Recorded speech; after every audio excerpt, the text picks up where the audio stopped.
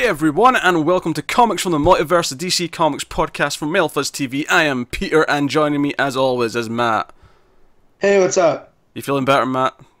Yeah, I wouldn't say 100%, but I'm on the upswing. Yeah, turns out. Yeah, well, there you go. There you go. You can. Well, yeah, it turned out I had strep throat and didn't know it. So, yay! Dear, and Connor's here too. I am. I'm struggling with hay fever this week. Oh, If strep throat had a face, it would be Connor's. someone get the violin out for Connor. He's got a bit of hay fever. Oh, hay fever is crippling. It can be. Sometimes you're so much like Michael Scott. It's fascinating. Oh, seriously, sometimes with hay fever, I can't see because my eyes will all get all puffy and I'll be just blind and just choked up from it all, and it's horrible. You ever do a sinus rinse? No, it doesn't help. They're terrible.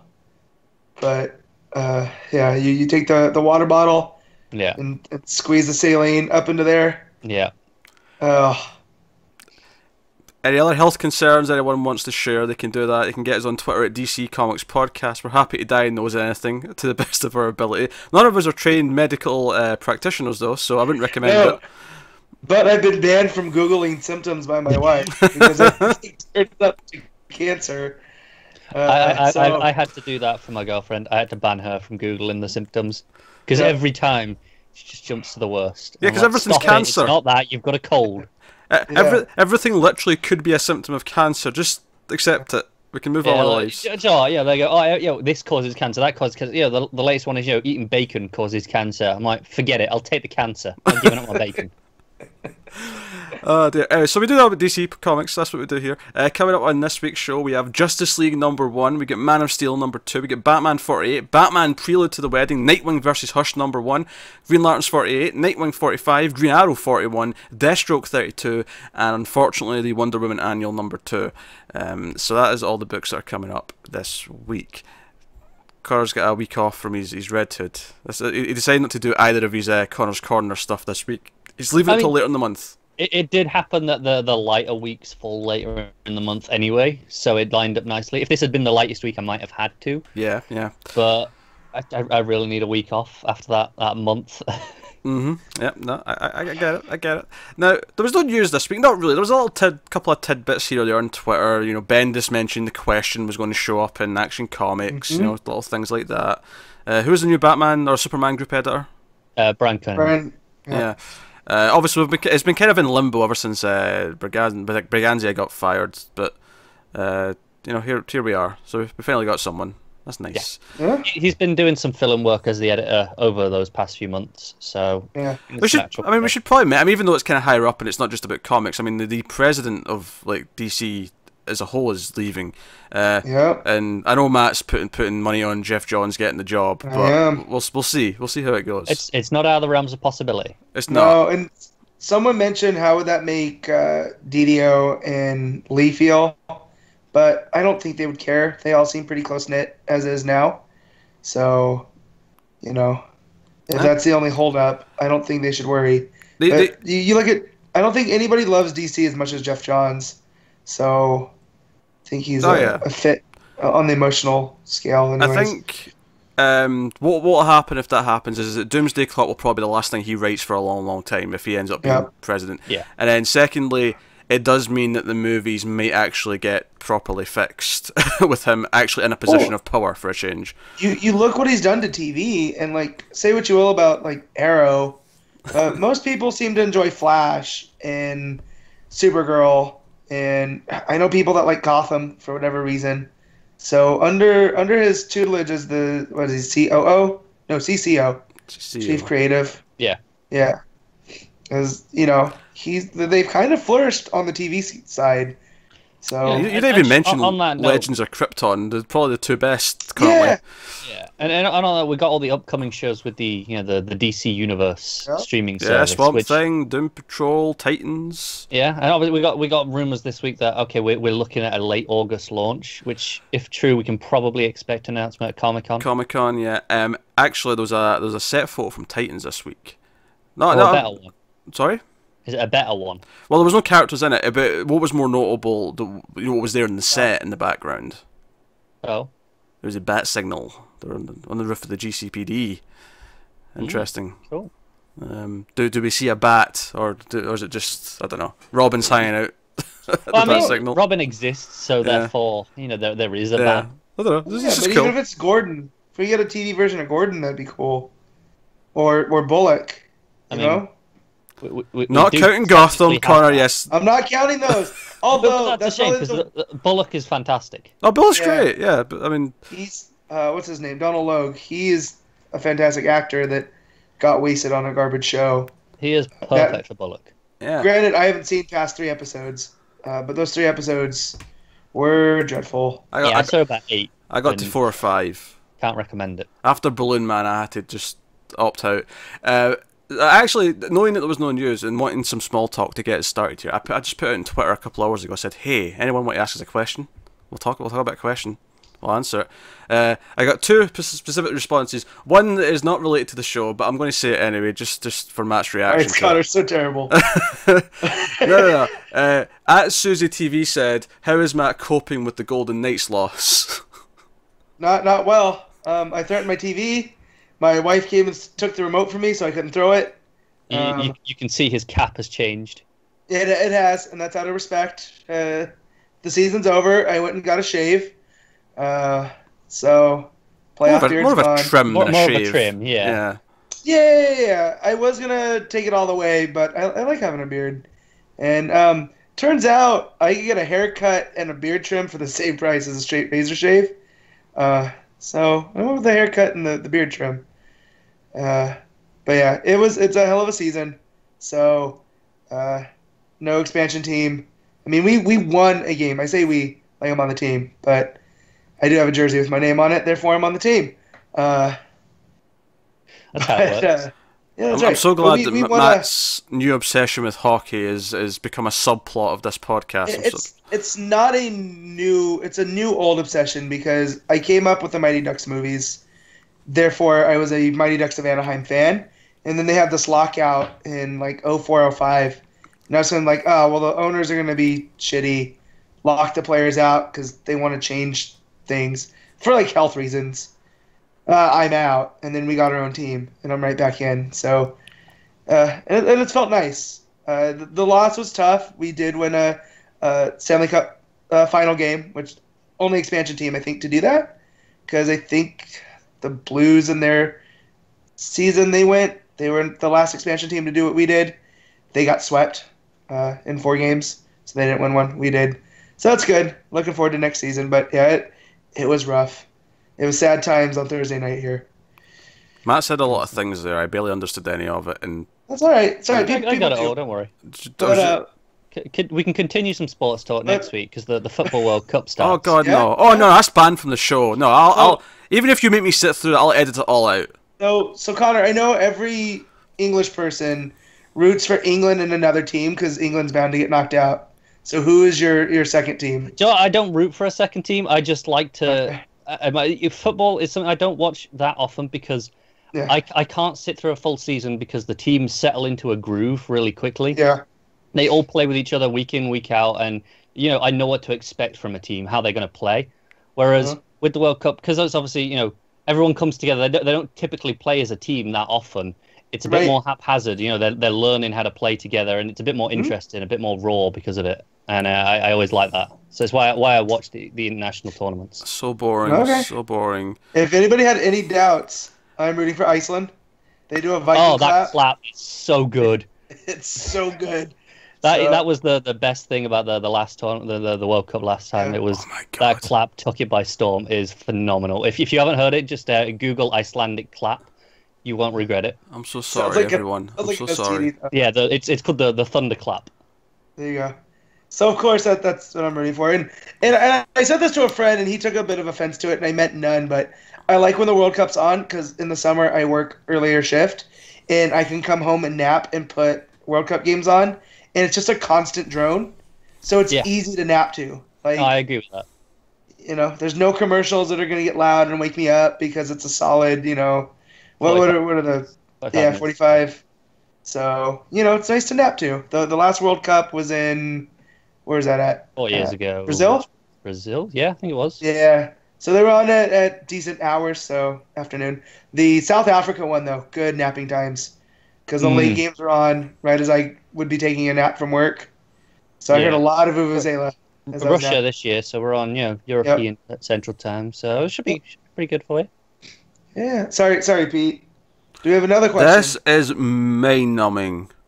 For the record, as long as England don't win, because I like the tears fill me with joy. They feed me. They're never going to win. They fuel me. That's a Scotsman. It's fuel always me. funny that I tried to get into tennis years and years ago. Andy Murray was on his hot streak then, and I remember reading this comment from someone that was like, the Brits only want to claim Andy Murray when he's winning. When he's losing, he's just Scottish. When he's winning, he's British. It's so true. And that kills me because Pete, he's like, I just don't want England to win. Yeah. England losing fuels me. It's fine. England have got a really young team. Like I think they've got the youngest team overall at the entire World Cup. So probably they haven't really got the experience to back it up at a major tournament like this. So it's naive. They need to get back for the curfew. They've got a curfew. They need to get back home. Everyone thought that the U.S. just didn't make it, but our team took a stance and we're not going to Russia. So that's everyone thinks they didn't qualify, but that wasn't it. They just played real bad. I'm putting an end to this right now because nothing bores the shit out of me more than football talk. And quite frankly, I feel like the vast majority of our audience are probably equally bored. I think next week there'll actually be a game on while we're recording, so I'll probably have it on the other screen, so I can give you some live updates. No.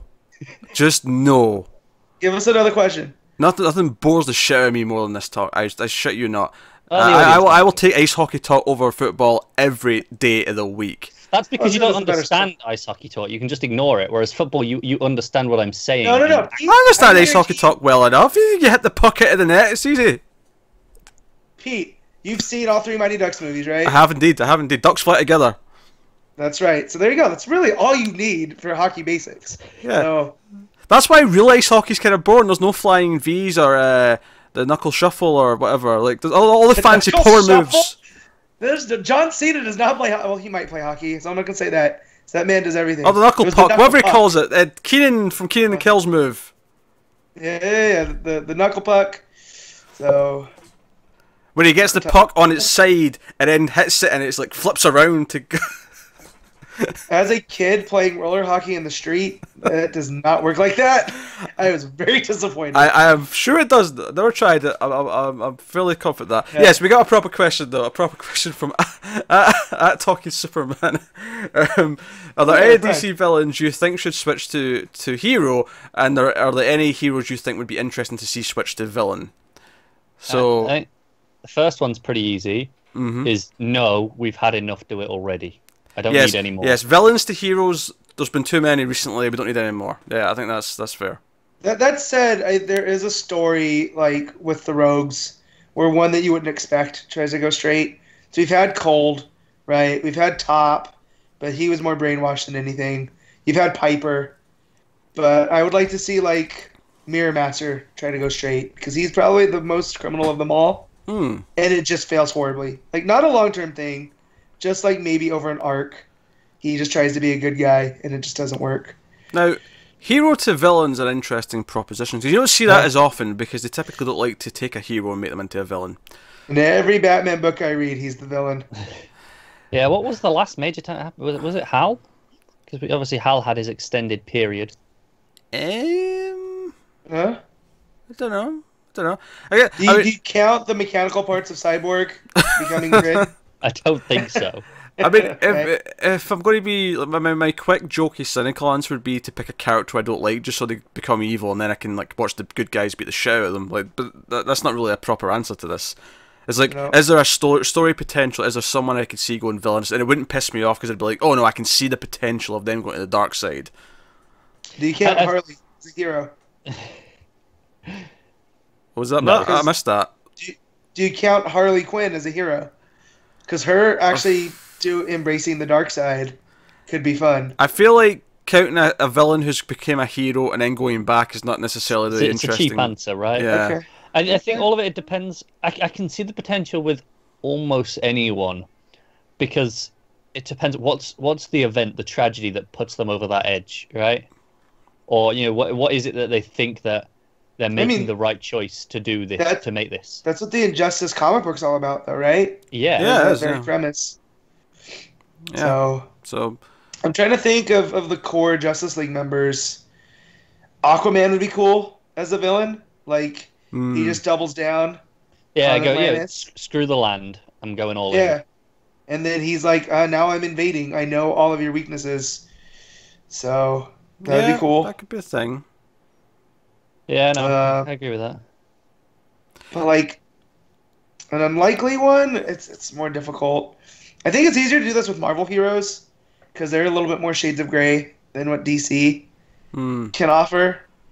Because like, I think your sweet spot is like a D-lister who some people like, but he's not necessarily loved, right? And maybe actually making them a villain would turn them into a more interesting character. Like it would take a character that no one really loves or is overly passionate about, but turns them into something. We call that the Kite Man principle. Because that's what King's done, No, I do agree with Matt on the idea the Justice League. They're essentially a pantheon of gods. Yeah. So it's hard to do the fallen god as easily, and have it believable. I mean, we've had Bat Saberman, we've had Batman. I mean, Batman's never really broke bad.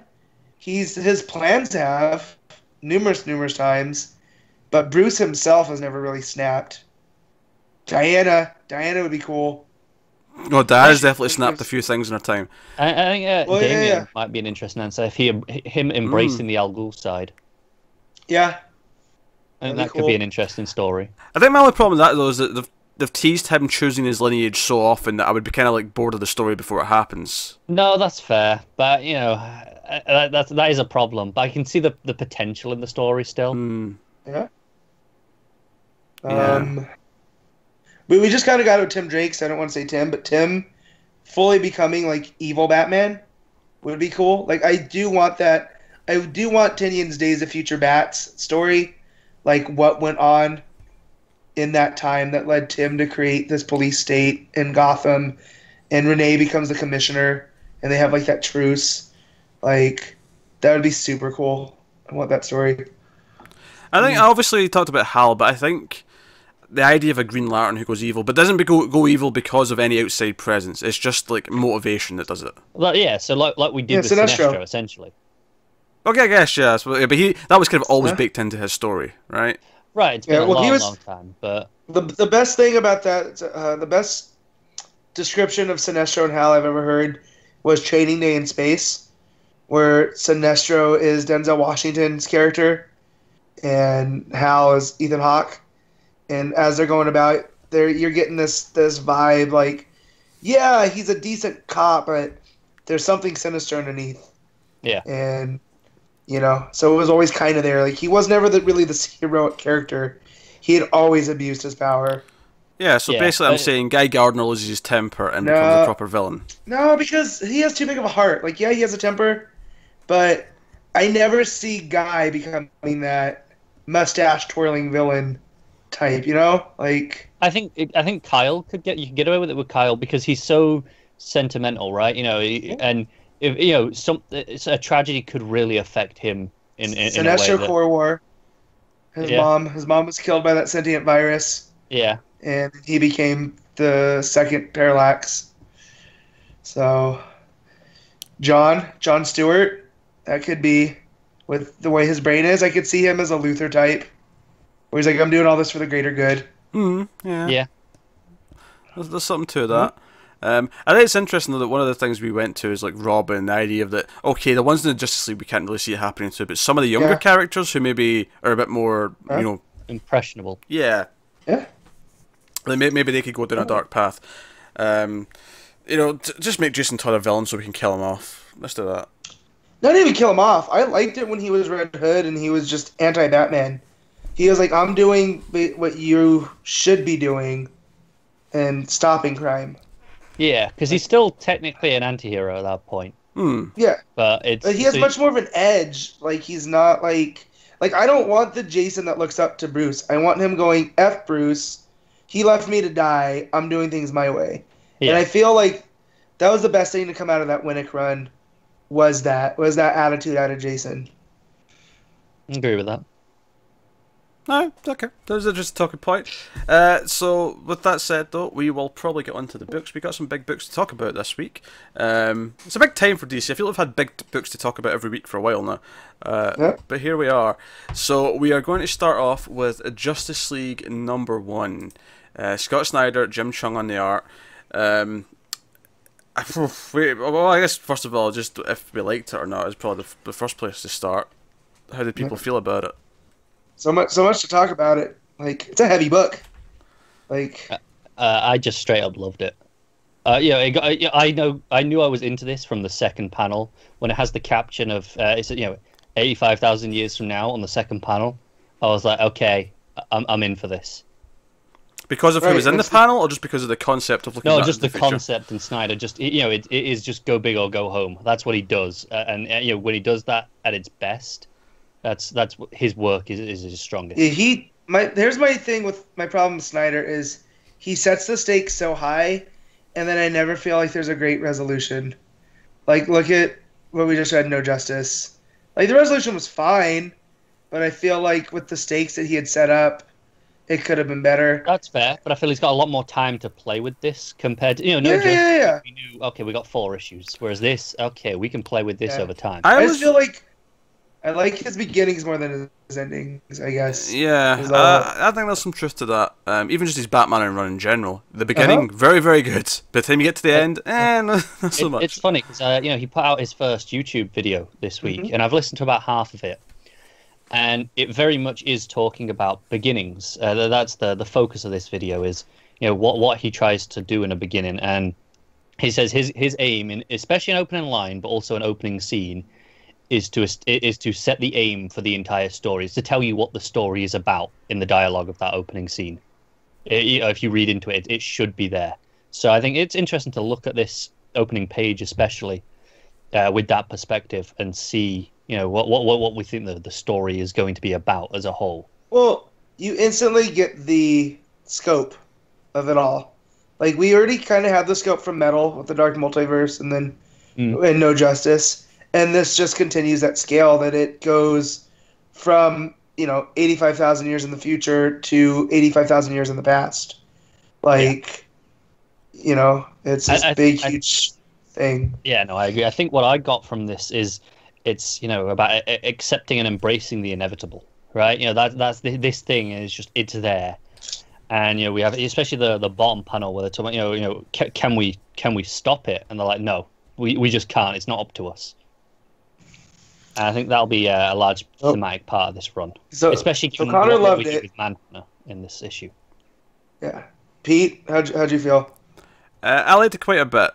I have some Snyder concerns about his exposition and maybe just throwing big ideas out there without really kind of building to them.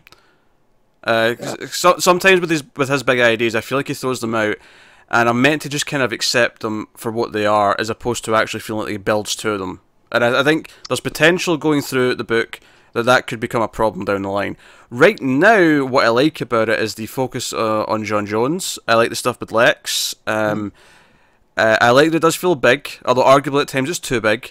Because I do think there's a problem in comic books with superhero stories where everything's the biggest threat ever. That's bigger than everything that's been before. And here we go again. It's the new biggest thing. That. But given that this is, leading on from Metal and this is the fallout from all that stuff, it makes sense to be big. Right? No, I get that, and you're getting this big grand Justice League. We haven't had a big grand Justice League in how long, Yeah. So I feel like the whole point of that Metal epilogue was, no, we're dealing with something even bigger than we thought, and then and this is the book that's delivering that. So I kind of feel like, of course, it's going to be huge. I know, it makes sense. Like, there's context for it in the story, but at the same time, Metal, big dark thing we don't understand. No Justice, this is even bigger. End of No Justice, this is going to be even bigger in Justice League. So, I mean, even in and of itself, those three things building on, it just keeps getting bigger. Yeah. And I think there's a risk of it just sort of becoming numb to it. after a while. So okay, right. I get that, but like we just had 2 years of really small scope Justice League, so I'm ready for something big. Personally. No, we didn't. One of the main complaints we had of Brian Hitch's Justice League is it was doing too many big things, just one after the other. But what I say by that is, I mean, it had no weight to it. Where it didn't. It felt even when I was reading it, even though it was a big idea, but it had nothing to it. Well, yeah, it was weightless, but that doesn't mean it wasn't supposed to feel big, though. It was still supposed to feel like that. But that's the key thing. It's supposed to, but it didn't. So it didn't feel big. At no point did it feel big. I feel like I'm on the midpoint between you two because I really like this issue, but I didn't love it. But I didn't love it for the reasons that Pete didn't either. But the stuff that I loved were, what does this mean for the DCU now? Yeah. That the source wall's broken open, and we see, 85,000 years in the future, we see Morrison's Justice League 1 million. Let me see the Monitor. I think they're called the Justice Legion. Right? We see the Monitor in the past. Yeah. We see Commandy 5,000 years in the future. You get the Quintessence, which was a thing that came out of Kingdom Come. So, and for those that don't know, that's the panel with Canthet and Hera replacing Zeus because Zeus is dead. Phantom Stranger, Shazam, and who am I forgetting? There's 5. Oh, Highfather. Although Highfather's supposed to be dead too. So is he? I don't know, New God stuff. The New Gods are starting to get to the Speed Force where it's just like, okay, I don't need. Let's not debate it. Let's just leave it. Let's just move on. Yeah. Let's move on with our lives. Anyways, we get all these. I was gonna say I like that it is. It's saying okay, it's going to be this big, but I think my feeling of skepticism with some of the it's the biggest thing ever, and look it's spying all this in the Justice League. I appreciate how ingrained it is in DC mythology. Snyder's pulling shit from all over the place here. He's really embracing the history of the DCU, and I do love that. But at the same time, this reminds me a little bit of the start of Hickman's Avengers.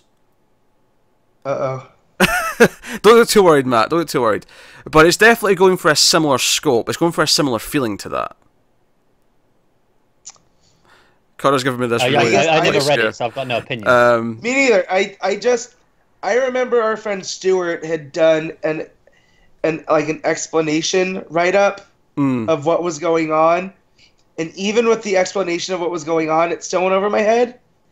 So I don't feel I feel Snyder is much more. He doesn't get as sciencey as Hickman or Morrison. When I say it reminds me, that's not a worry that it's going to read the same or it's going to be the similar quality or whatever. That's not what I'm getting at. I guess what I'm really getting at is that most big Justice League and Avengers stories ultimately have very big similarities, almost no matter what, right? Even what's going on in Aaron's Avengers right now, you've got these Titan characters coming to Earth, which is very similar to what we just had in No Justice. Yeah, but this is what I feel like.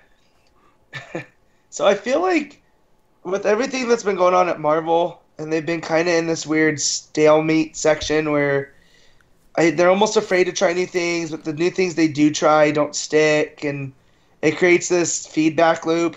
So you have people like Lemire going there and coming back, and they're like, well, they wouldn't give me Fantastic Four, so here's the Terrifics. And now I feel then it feels like, well, DC wouldn't give me Superman because they give it to Bendis, so he's going back over to Marvel to do Sentry. Right. Here comes my dog. And then you have this thing shot out of the source wall, right? Yeah, that's what's happening here, by the way. Some big fiery Phoenix Force-esque thing is shot out the source wall. Yeah, so I feel like Snyder's oh man, too bad DC doesn't have a thing like the Phoenix Force that can impact a telepath in this way. Wait a minute, why don't we? So he decided to make his own. And I feel like that works with John. The scenes of his, him remembering, or I guess the flashbacks, were deep down tragic. And I feel like Snyder really has a handle on that part. There's other parts where I was just okay, I get it. They're fighting the Neanderthals, which is a hard word to say. Yeah, your mate's got all of it, man. It was a slow ticking, but it was there. I thought it was just me that was hearing that. I was hearing it coming. It was happening. Yeah. Anyway, gotcha. It's funny because I don't want to say like I actually really liked the book. Like I had a lot of fun reading it. It feels big. I'm glad the characters all feel. I assume Matt enjoyed the making fun of Batman double page layout of let's try and do our Batman voices and Wonder Woman dropping the I'm the goddamn Wonder Woman. Which it was funny. I thought it was weird that goddamn was censored. Well, so I read that as if it was effing. Because I feel like Diana would take it up a notch. As did I, and then someone pointed out it was a callback to All-Star Batman and Robin. I went, oh, it's goddamn. That makes more sense. That was the thing. I read it as effing at first, then I was like, why wouldn't they use goddamn? Because obviously that was the first thing that popped into my head. And then I'm like, is it supposed to be goddamn? But I'm like, they wouldn't censor that. Surely. No, see, this is the thing. I don't think they censor it because they have to censor goddamn. I think the joke is that goddamn Batman is such a stupid phrase that everyone wants to forget that it's been censored. I think that's the joke. Okay, maybe. Yeah, because Snyder's poking the dead body here with that. So, which is good because despite how Bat-gaudy it got at the end of his run, I never felt like he was interested in writing Batman as the Bat God. So that's why the last sections of his run really disappoint me. So the fact that he's willing to, to poke fun at here, and then Superman saying he does the best Bruce impersonation. I just love. It was all the telepath stuff, bro. He's like, no, he doesn't. Yes, he does. He so does. And it's even Aquaman sounds excited about. Yeah, he does. Yeah. He does. Come on now. Yeah. Before we get to that page, though, we have the Hall of Justice is open, and we get this third-person narration talking about it. And we see that they've got like the display of all these various costumes in the front of the hall, including a lot of characters, that's confirming, oh yeah, these people have been on the Justice League at some point. Firestorm's there, Vibe is there, like we got all sorts of characters.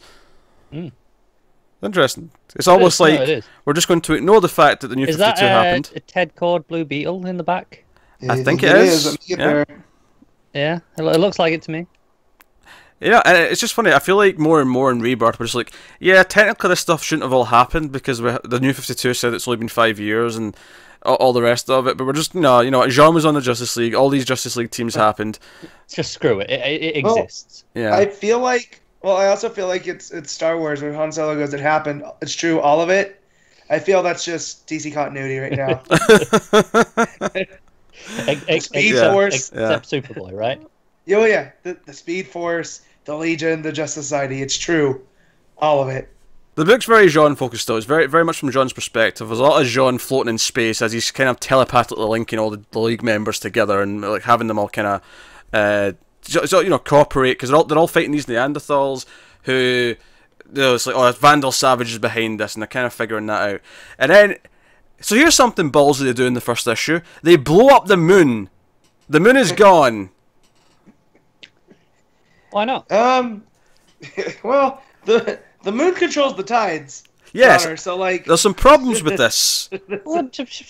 Yeah, whatever. We'll figure something out. Not only did they blow up the moon, but Jean became a moon nesting dragon creature. Quonar. Yeah. A Quonar. It's an extinct creature. And it looks beautiful. I was like, oh man. Yeah. Also, dope. Batman had bombs in the moon for some reason. Well, it was his moon base, right? So it was in case it got compromised and he needed to destroy it. It was the one we. Was it back in Superman that we had? It was Superman, yeah. But no, that came from Tomasi's Batman and Robin. Oh, was it in that as well? I can't remember. Yeah. So I guess if I'm going to, again, if I say like, oh, stuff's just too big without any kind of build up to it being this big, I think them having to blow up the moon, okay, I'll let that go. It's when like, oh, the crust from the Earth is all starting to like, come apart and it's going to float into space. I'm like, okay, this is really big. This is like super big. I think you get for me at least, I think you get away with being that big in a first issue. Like it's. Because if you're not, you either have to build up to it and reveal, and get to this at some point in your story, or you start with this. You start with the huge thing and then go from there. I think both work as an approach. Yeah. Well, I think it's just a bit too big though. It's a bit too big and fantastical. And I say that because again, I was enjoying this issue a lot. But when I got to that page and that's when they said that was happening, and we see like the panel of let me just get to I've already passed it. I've already mailed past it. I'm at the council and the thingy. Okay, so Jean's above the Earth and we see like all the bits of land that seemingly are starting to break away, and I'm like, all I could think about was like how much destruction's happening on the ground right now. Yeah. Right, I don't know. It's too big. It's too just sort of thrown out there, and it took me out of the book for a minute, and I just kind of okay, I'll just accept it and roll with it. It's a big comic booky story, right? I'll just go with it. But it's the sort of thing where I have to stop for a second, and go, okay, I just have to accept this and move on. You know, I did that a couple of times in this. But I like all the characters interacting. Jean becoming fearful and having these memories of his mother and child dying. Are pretty emotional. I like how it focuses on John, the round table, and it becomes this thing, and this is what I really liked about the issue, is that it becomes this ideological debate as they realise, wait, so Vandal Savage was trying to move the Earth out the way because this thing is coming for us. It's arriving in 3 minutes, and the rest of the issue, from the Justice League's perspective, is sitting around the table, and it's all telepathically in John's head, but they're sitting around the table, and it's them debating whether or not, we don't know what this thing is, it's unknown. It could be an extinction level event that's going to kill the planet and everyone on it, or it could be something that's here to help because the multiverse is dying. Yeah. It's a great concept, isn't it? Okay, well, is this something we go with, or we want to fight? Yeah. Because it's kind of completely unknown at this point. And for me, that's where the book really excels and gets interesting, because now it's like, okay, now let's talk about this difficult choice. Like, how do we choose to have faith in it, or do we act out of fear and try and stop it? Yeah. So I read an interview with Snyder, and there's a reason why he went back, and it's not the Injustice League, it's the Legion of Doom, because he was drawn to the concept of the original origin of the word doom, which is tied to fate. And it wasn't so much like, oh, it's going to be dark and bad, but it's just like, this is your fate, that's what you have to accept. And that's what happened with Luthor when he was exposed to the entropy, is Luthor's brain was wrapped around it in a different way. Or no, it was entropy that was tied to the word fate, and then that became the word doom. And I like where he tells Vandal Savage, you chose justice. Because I always kind of like the idea of Vandal Savage is this, he was a world conqueror, but a lot like Ra's al Ghul, he was doing it to save the Earth from humans, because he's kind of seen it all. And so he went about it in the way they always go about it, about right and wrong, when it's not about right and wrong, it's about just accepting it, what it is. Like, it's a very Yoda kind of concept, right? Like, there is no try. You either do it or you don't. Like, it's very binary. So Luthor's on that binary page where this is what we're doing, and he's assembled his crew.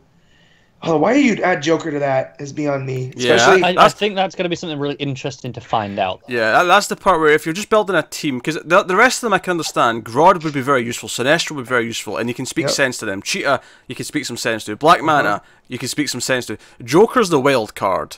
Like, he is, yeah. Literally, like, especially with what happens in Batman. I read this before I read Batman, so when I got to Batman, I was like, either this is a different Joker, or Luthor has no idea what he just stepped in. Like, it might well. I mean, it wouldn't be the first time we just got two different Jokers at the same time. So in different colours. Yeah, what's interesting though is that Lex is aware that Savage knows something about what's behind the Source Wall. There's a secret, and he knows about it. And we see that Lex has taken over Savage's base. He's, he bought it up from under him.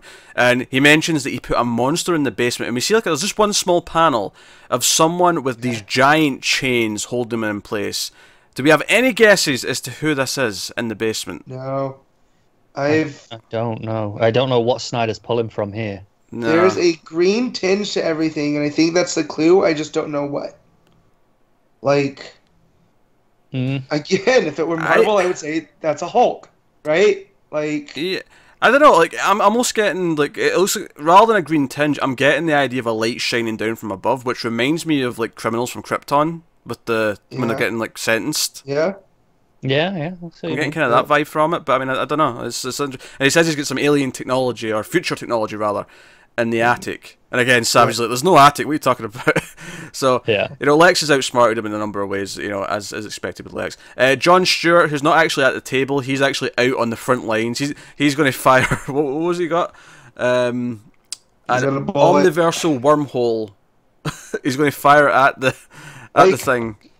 So I feel like Snyder tries to get too cute. This is where I get pulled out of stuff. And I'm just like, all right. I mean, that's a cool image. Like, Cheung did great drawing that massive cannon. I think it really speaks to, John's architectural stuff is always, it's all really mechanical and really well built, and you can see just all the parts on this cannon. Yeah. Yeah, that's one of those little moments that Matt mentioned earlier. Just, out of nowhere, we've got an omniversal wormhole. It was kind of like back in his Batman run, where all of a sudden Batman just had miniature red suns in his gloves so he could fight Superman. I'm like, alright, okay, whatever. Okay. It didn't bother me, personally. It's those little things where it takes these things for granted, and I feel like, no, you earn something ridiculous like that. You built to it. So, I just kind of wish that we got more Vandal Savage, right? Before all of this, I wish there was a way that we could have had him longer before Lex shows up, like, to understand what he knows, what's coming, and why he was trying to move the Earth out of the way, and like, those are all fun little seeds I wish we could have gotten more of. But I understand why he does what he does here. Yeah, I get this approach. This approach is no, it's a mystery, and we'll learn later. Mm-hmm. Yeah, of course it is, yeah. But no, I like Jean. Jean's whole thing here is like, no, I would have voted to destroy this on sight, but it's actually being with you people that have taught me hope and taught to maybe trust in things without. Right. I love this whole issue is John doubting in himself. Like, he doesn't know, he doesn't think he deserves to be the chairman, the leader here. Yeah, it's all about his doubt. And then, of course, at the end of the issue, in fact, Lex actually beats the shit out of Vandal. He's just bashing his head in with... Pretty brutal. Yeah, so proper what violent. I loved here was you have, like, a man who was evolved by a meteor, right, that landed to become Vandal Savage, and then you have the world's smartest man. And how does he murder him? In the most caveman way possible. Yeah. Like, it's just primitive, and it's brutal. And he beats him to death with a doorknob. Now, I'm going to imagine, like, the one thing that can kill Savage is that, it's a piece from the meteorite, Okay. Yeah. But, because they kind of tease it, that he built that doorknob out of the one thing that can kill him. So basically they just make the choice to let the thing hit Earth, and it's just as Savage is dying, Savage seemingly sends out a strong psychic message. Like, it's like all of the knowledge that Savage had because he's accumulated so much over his centuries and centuries of living. It beams out, and John like senses it. It gets hit with like a wave. And we see a bunch of stuff that's coming from this. I'm actually just going to kind of go through this panel by panel because there's so much in here. There is, yeah. His mind reaches out, all of his secrets. Revealing truths. We see a green hand and a white hand, as in white skin, kind of touch, almost like someone's in prison and they're both touching the other side of the glass. Right? Yeah. There's a moment there's a moment that looks like Lexi's armor strangling someone who looks like it could be Starman, but it's really... Yeah.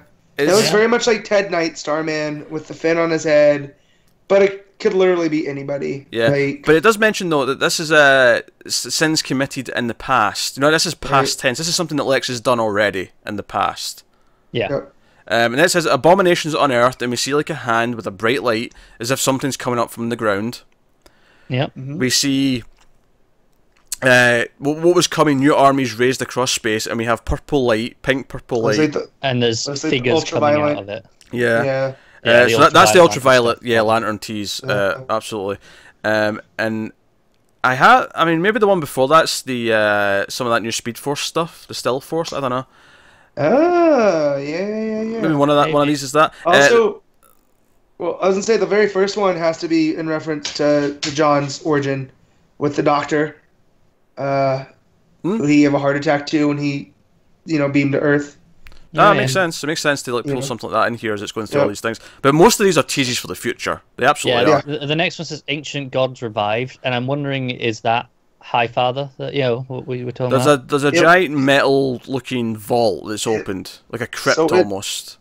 And it looks like Darkseid. I don't think it is Darkseid considering what's going on in Odyssey, but maybe whoever Darkseid's precursor was in the Third World, right? Yeah, I don't think it's High Father because I don't think it would have High Father at the start of the book like that if it was going to be him. Yeah. Okay, fair enough. And then the final one, of course, is and beyond this, he saw the laughter with which evil would rise. Now, there's only one villain I think of when I think of laughter, but I mean, I don't think this is Joker related. Especially since we're seeing what essentially looks like the front of this flaming ball as it's happening. It may not be the same thing, admittedly. No, it might not, but I do wonder if Joker is involved in some way. That's why Lex has him on the team. Yeah. Well, here's the weird thing, is I don't think that this is in any way going to tie into Doomsday Clock. I think this is going to completely do its own thing, and then we'll catch up with Doomsday Clock at the end. However, I can't deny there's a bit of a yellow button vibe to this. There's like a sort of smile on this yellow sun looking thing. There is, but also don't forget, Snyder also said Batman Who Laughs will be showing up and making appearances with Justice League. So, you know. Did he say that about Justice League specifically? Well, I don't know about Justice League, but he said he's not done with it. Yeah, he said there was plans for next October, but I don't think he said anything specifically about Justice League. Did he say next October? Yeah, it was a Halloween thing for next October, yeah. Okay, well, never mind then. This thing, I never got the fact that it didn't look like a smile to me. You know, it looks like more wings. Like wings. I can see the mouth, but even then, I don't see smile. I see more of a opening to feed sort of thing. If it's a smile, it looks like the Kool-Aid Man. I mean, I can see a smile. I can see what you mean by wings, though. If it is wings, yeah, so it made me automatically think of the Phoenix Force and go. Yeah, I know what you're doing, Snyder. Your Phoenix Force thing comes a bit more overt when we're talking about wings here inside the flaming ball. Right? Yeah, but obviously, I feel like everything on this page, like obviously the Lex thing's a mystery about the past. All the other stuff, I think, are teases about stuff that's coming up in this book over the next, like, 4 or 5 arcs. I feel like that's what this is kind of doing. In fact, one of them might even be, like, endgame stuff. I feel like a few of these will be stuff that are spread out over the course, and then one of them will probably be, this is going to be the final of the entire thing. The event that comes at the end of all this in 2 years' time. Well, I mean, we know he's got at least a 2-year plan, right? Yeah. And, I mean, if you say 6 issues an arc... Right, this cover, and each one of these is 1 arc, so that's what 1 year covered. If you go with all these, this is double shipping. So we'll exactly. It says. So we'll get through it. Yeah. So double shipping that those 4 arcs is 1 year, right? They'll probably be spread out more than that though. Yeah. Because we know the second arc is going to be Aquaman focused, and I mean one of these might relate to that, but who knows. I can see it being more spread out. Because it would be kind of weird if it was like a checklist where Arc 2 is about this one, Arc 3 is about this one, Arc 4 is about that one. Okay, we've done them all now. Maybe you alternate.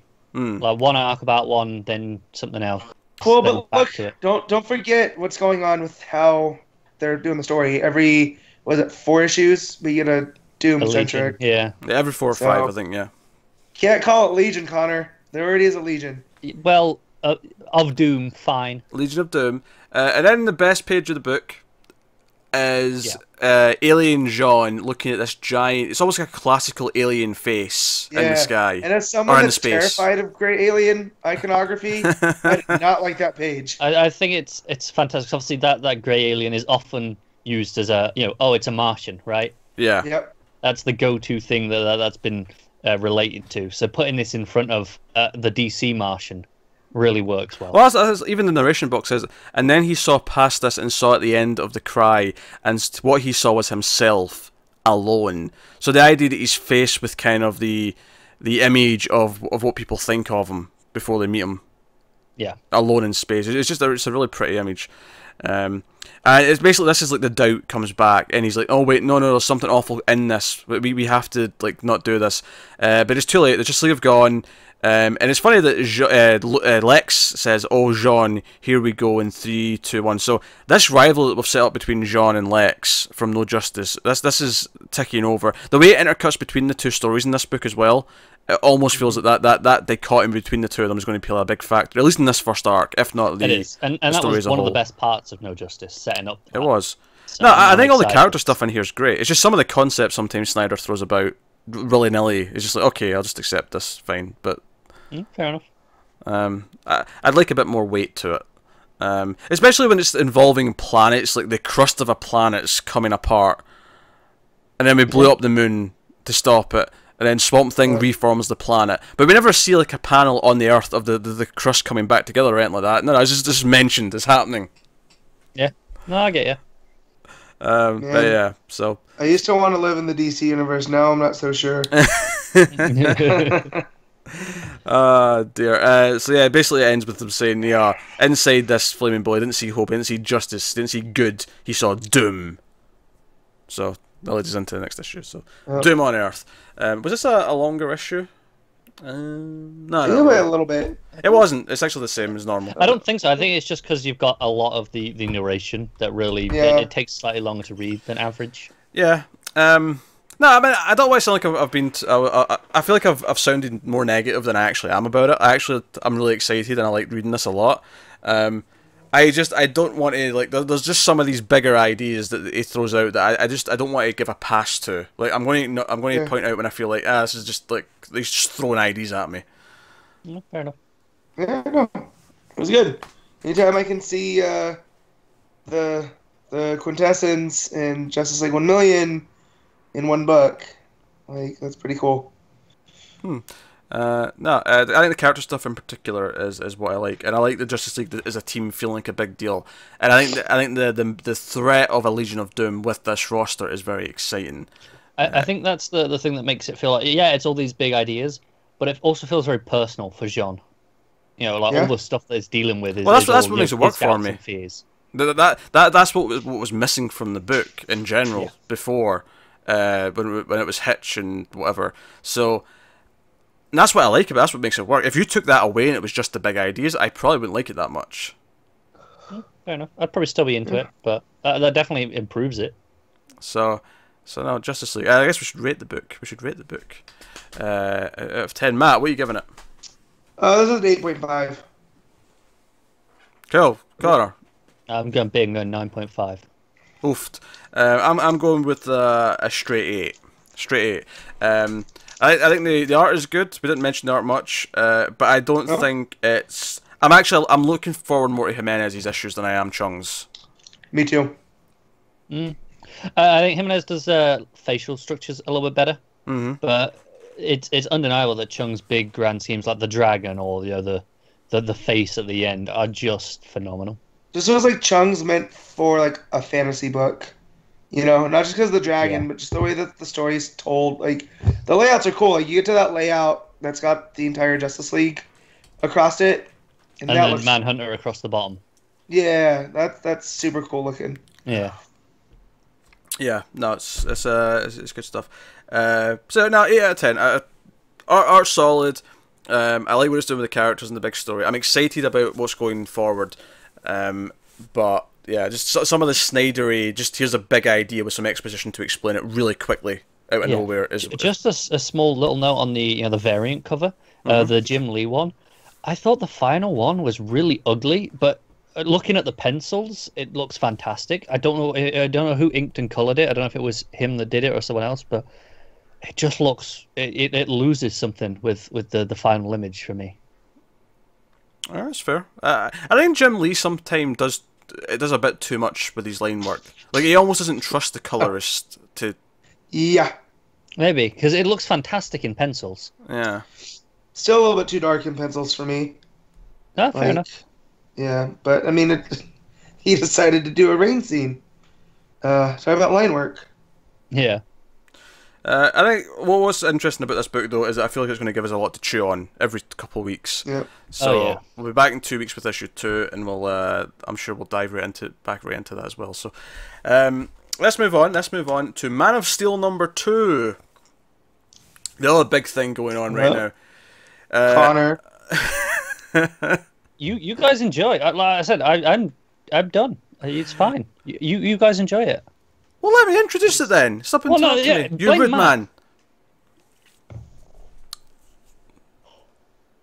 Man of Steel number 2. Brian Michael Bendis is writing. Doc Shaner is on the art for some of it. And then Jason Fabok's got a couple of pages. And then Steve Rude is doing the rest of it. For some bizarre... I don't know why. This is weird to me. Was he credited as J Fabok again? It was. I came into this expecting a Doc Shaner issue. And I got half of a Doc Shaner issue. So... Yeah. I think there's an obvious critique to make there about the art change halfway through. So that is a fault. But I did enjoy the issue quite a bit still. Are you still into this, Matt? Are you still feeling it? Oh, definitely. Definitely. So, Bendis, no doubt, has a handle on Superman. Because this one is mostly set, like, I'm just going to talk about Superman right now. It's mostly set in a fight scene, and then in the Daily Planet. And we get some more hints about Lois and John, but Perry, man, Bendis' Perry still seems off, but here it made sense. Because it made him a man of urgency to where he's going to make decisions he normally wouldn't because of what's going on. Which is funny, actually, and it's annoying that Connor left just as we're getting to this point, because his complaint about Doomsday Clock last week, I feel like this feels like it's building up to that Perry. Yep. In an interesting way. Because he's stressed that the place is going to close. I thought my Daily Planet stuff in this issue was probably some of my favourite. I think the scene between Good and Trish was actually really strong, and it made me go, yeah, his supporting cast in this Daily Planet are going to pop. Like, you know, the back and forth between them was just so good. Anytime Bendis has been on a superhero book, I always enjoy the supporting cast, whether it was Iron Man or Daredevil or trying to think of some of his other runs that I've read, but I'm drawing a blank. But the supporting cast always comes out stronger for him. Yeah. So, but yeah, the whole gossip, like Good's trying to get what's going on with Lois. Like, I feel like Good's acting as the readers, and even the gossip columnist doesn't have an exact read on it, which I liked. Yeah, because she like sort of like, no, like, Clark is a farm boy, he's very respectful, he's not going to look at you. And then Trish ends up kind of like, it's almost like she's motivated by that conversation to come in later on when Clark's back. It's like, hey, we have a story, Lois is, you know, kind of famous, we could, you know, spill the beans on this. Hey, Clark, you know, what happened? You know, and obviously Clark speeds off to save people because there's a crisis on TV. But, like, you know, already I was getting just this personality, this interaction between the cast, and, you know, they're shipping up, you know, the Daily Planet as a whole. I'm really excited about, and obviously Action Comics is going to be the Daily Planet focused book, and man, if it's going to be more of this, I am so stoked. Yeah, like, I'm super into it.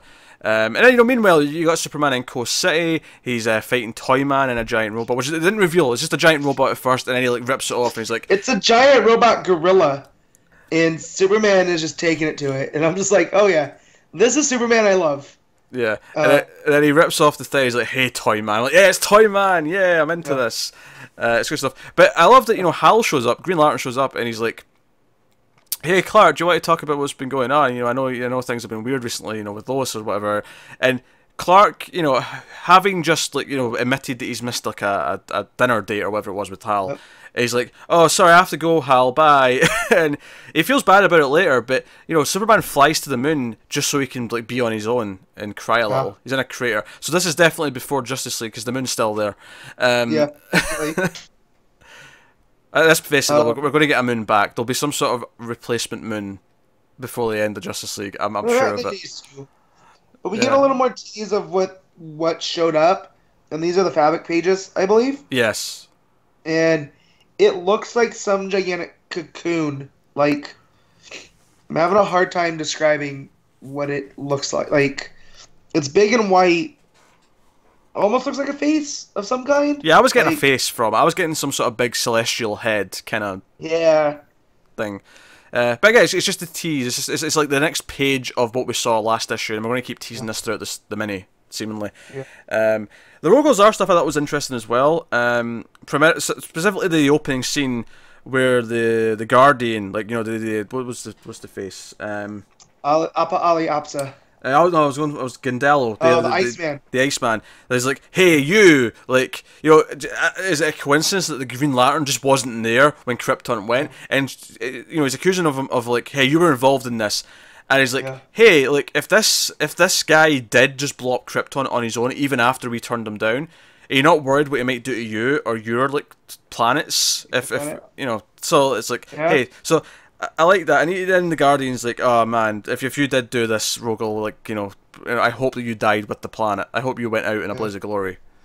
But of course, we actually get to this bar scene in space later on, and basically Rogol Zar kind of learns about Superman on Earth, and we actually end the issue with him on a bike coming towards Earth. That's like sort of him coming. So Lobo. It's so Lobo. This was probably my biggest problem with the art change. Is not only was it really different from the first half of the book, I don't think the art in the back half suited Rogol Zar at all. That last panel of him felt so cartoony, given compared to everything else we've seen of him so far. It was kind of weird. Yeah. But definitely, but we get that page with Perry, and you see like his career over the course, and just the way that it fades as it goes down, with all the different headlines that he's covered from his time as a reporter to the editor-in-chief, and how technology's changed. You know, like, he's been in this business forever, and he's not going to just let it go that easy. So I love that. That was the one piece of art in that section that I could really get behind, but it feels almost like it's a different book now. Like, yeah. They didn't even try to match it, which is hard to match Snyder's style because it's so, you know, silver agey, like clean lines and whatnot. But this went just for almost like a different story vibe. Yeah, it was a little bit strange. Obviously, they remind us the fires that are happening in Metropolis are still going on. Yep. Superman, you know, saves some people again. So that's still going on. But no, I love the planet stuff so much. That panel where Trish comes in and tries to like get Clark to talk. She's in silhouette, and then she pushes up her glasses. I actually really like the art in that page. It's not the art in the back half is bad. It's just so different from the first half. But that's where the art from the second half excelled for me. It was that silhouette, and then the push up of the glasses. Like, so what happened, Ken? Tell me. There's a story here. We can do something with this. Also, Perry telling her it's wildly inappropriate. But yeah, it's Bendis gets Superman, and I'm happy. I'm excited to see where the third issue goes, because we know we're gonna get Zar. He's coming to Earth, so. Yeah. Obviously, we've seen a little bit of the fight from later on from Action 1000, but and if he does represent like the rise of fascism, or even in a more focused thing like Nazism, you know, him not being given into and then going and taking things into his own hands, anyways. That speaks to the history nerd in me, and it's, you know, it's more clear here because I can't see Bendis changing Superman mythos that much, that one person caused the end of Krypton, because I feel like it cheapens Krypton's demise, because I like the idea that they could have saved themselves, but they were too... I like that too. I think it's a great analogy these days for global warming, is the idea of ignoring the signs, and like, you know, there's a message there. Even though this is not the first time that we've blamed, you know, Brainiac in the past has been blamed in various versions of Krypton's demise, so it's not like a new thing to blame on someone, but as long as we don't actually know, it could go either way, but Zar thinks that he's responsible, I can live with that. You know, in fact, honestly, I'm half expecting to find out for him to find out that he didn't. Like, he thinks he did all this time. He thinks he was responsible, but it actually wasn't. Yeah, that'd be cool. So, but yeah, no, I love it. The Doc Shader art is so strong. It's great. Yeah, like, I love it when Hal shows up and he looks like 70s Hal. Like, he does. I mean, I've been reading it for Pillbox, the Silver Age Green Lantern. It just looks like he's ripped right out of it. It's insane. It's good. And then, was there anything better for me than Superman punching a gigantic gorilla robot, like, over Coast City? It just looks fantastic. I don't got anything for you, Matt. I'm sure there's stuff, but I don't have anything to say right there to that effect. They had a redheaded fire woman, right? And then now they're adding giant gorillas. It's like Bendis is like, hey, look. I know. We approve. The podcast uniformly approves of Man of Steel thus far. Viking Friend shows up in the next one, we know there's something going on. Matt, what are you rating the issue? This is a 9 for me. Despite the art, I loved the words. Plus the Shayna art, even though it's to half, it really carries over some extra points. Yeah, I think what's interesting for me, I think I have to go with an 8 in this one as well. But the reasons are different, right? I think it's great. I don't think it's quite as good as the first issue, but I think that's just because the first issue is like starting the story. Everything's new and fresh. It's like all, you know. But I loved everything this was doing, and I'm excited about the next one. And obviously, there's some the complaints about the art changing halfway through, which I think is valid, but it still gets an 8 from me. I'm still super excited about Bendis' Superman. Like, I'm super into it. So I know it's with John and Lois. I know in the same place I read the Snyder interview, Bendis did say, we will find out. It's not cheap. There's something going on, and there's story reasons for it. So yeah, all things I assumed, I want to point out from the get-go. Of course. But still, you can understand why, like me and James, were worried from the start. It's so irrational. I especially enjoy with James just him being wrong after he's been irrational, because I know he's just been irrational, so I take pleasure when he has to admit that he should have hoped. Like, what Superman stands for is hope. Yeah.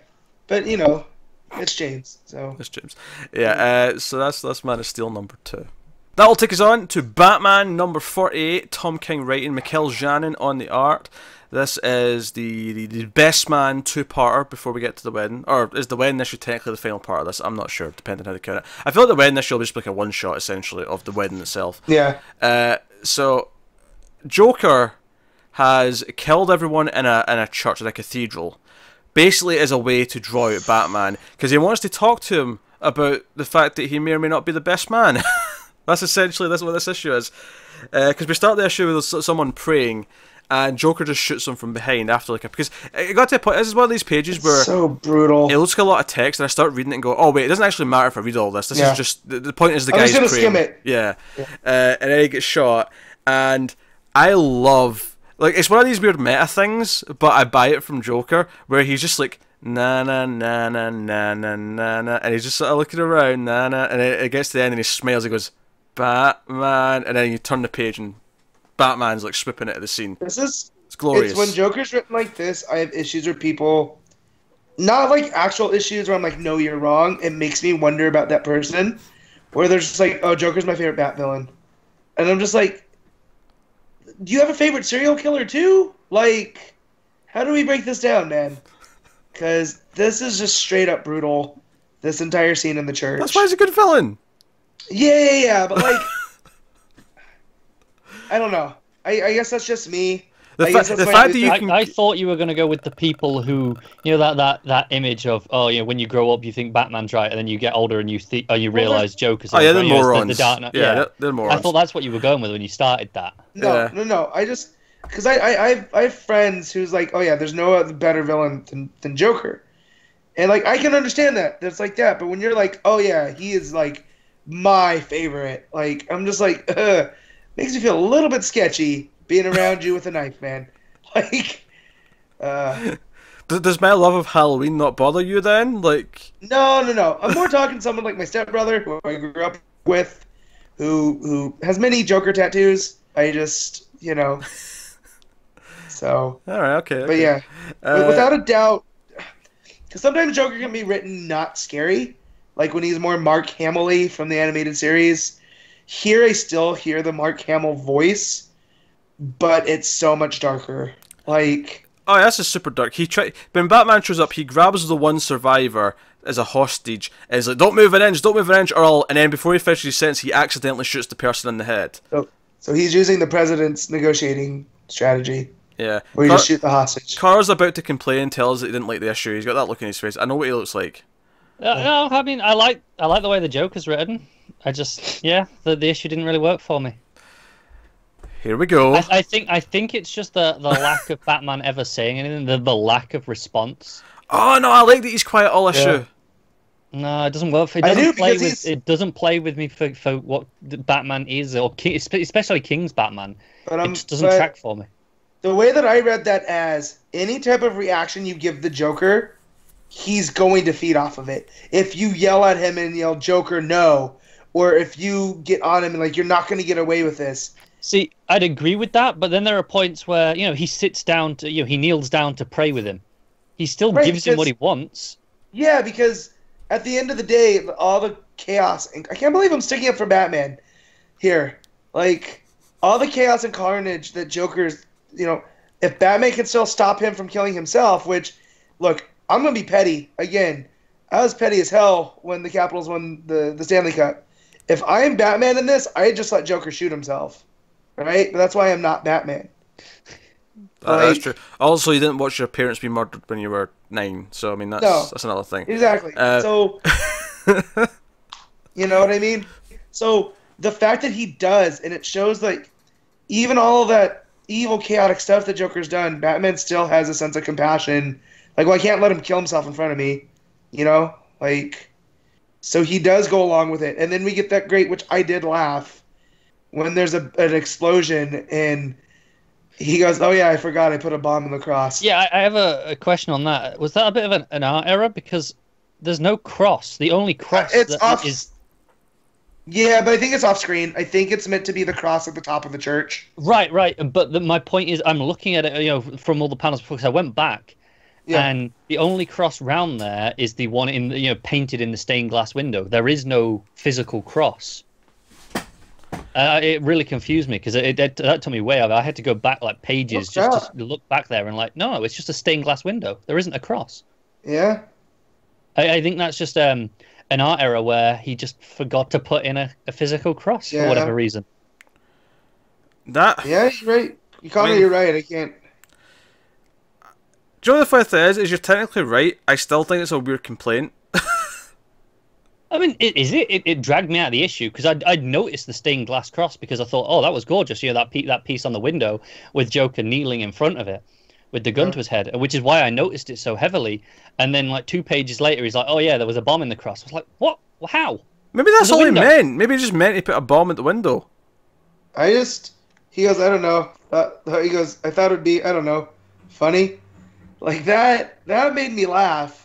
Just because it's so... Yeah, Matt's worried about his friends with knives, but he's laughing like that at that joke.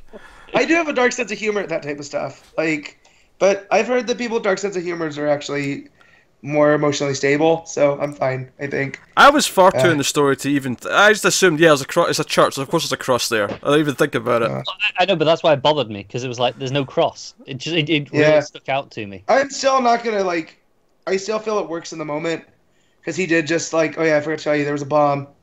So, if it said, oh, you know, there was a bomb in the altar, which is right in front of them, sure.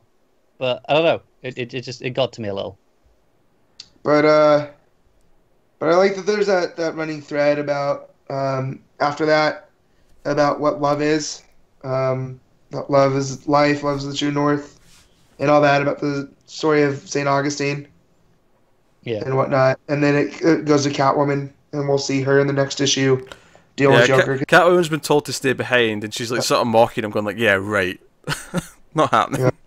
Yeah. Actually, my favorite thing is that all this is going on, and Joker's not actually gotten to the point where he said why he's doing all this, and it's after they kneel down, he says, "Amen." He just turns and says, "Am I your best man?" Like he's basically been building up the courage to ask that question. Yeah, that's essentially what's happening here. I was into this. This is exactly the right mix of psycho and classic Joker that I enjoy. With the random killing of people, Batman being quiet for me works so well because you know a lot of King's characters speak in such stilted dialogue. I feel like the one exception so far has been the Joker. Well, the Joker will just stand there and monologue because he's the Joker and he loves the sound of his own voice. Yeah. And for me, the contrast between that and Batman staying silent works for me quite a bit. So, you know, I agree that I like the Joker's voice. I said this during you know the DC Nation preview that we got. You know, I really like King's Joker, but I feel like, you know, it's the lack of any sort of response, the lack of playing off of it, and it's just monologuing that kind of. Ruins the issue a bit for me. I felt myself say, yeah, I'm enjoying this side of it, but I feel like I'm only getting half of what I want. See, that's weird. To me, it was stronger because Batman wasn't responding. This is the thing. What you're saying is that your complaint is that exactly why I thought it worked so well. Is because it just didn't work for me. Because Joker didn't need someone to play off of him. He would just find a way to keep going because he's a Joker. No, I get that, but I just feel like it just felt weird for Batman to not respond because, you know, he always responds to the Joker at some level. You know, he does something. Here, it's just nothing. And the one way he does say is, you know, amen with the prayer. That felt really weird for me to be like, okay, no, that's the bit he goes with. It's like, you know, okay, I won't give him the satisfaction, but I'll sit down and pray with him. It just didn't play for me. I don't know if I actually agree with that he always reacts to the Joker. Like, he always says things. I don't know if I agree with that assessment. Not when, not. I don't think I've ever seen him go this long an extended sequence without saying anything to him. To me, it kind of felt like the extension of like we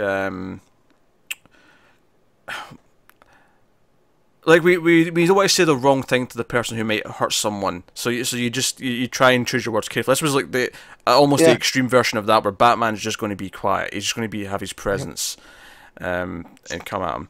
Also, I laughed quite a bit at, after Joker accidentally kills his hostage, where he's like, "Oh no, now Batman's going to be violent. He's going to be very violent." Mm. Also, when he shoots Batman, as he takes Batman as a hostage, but he's got the Kevlar. Before that, he's like, "All right, if you're dead, raise your hands and say I'm dead."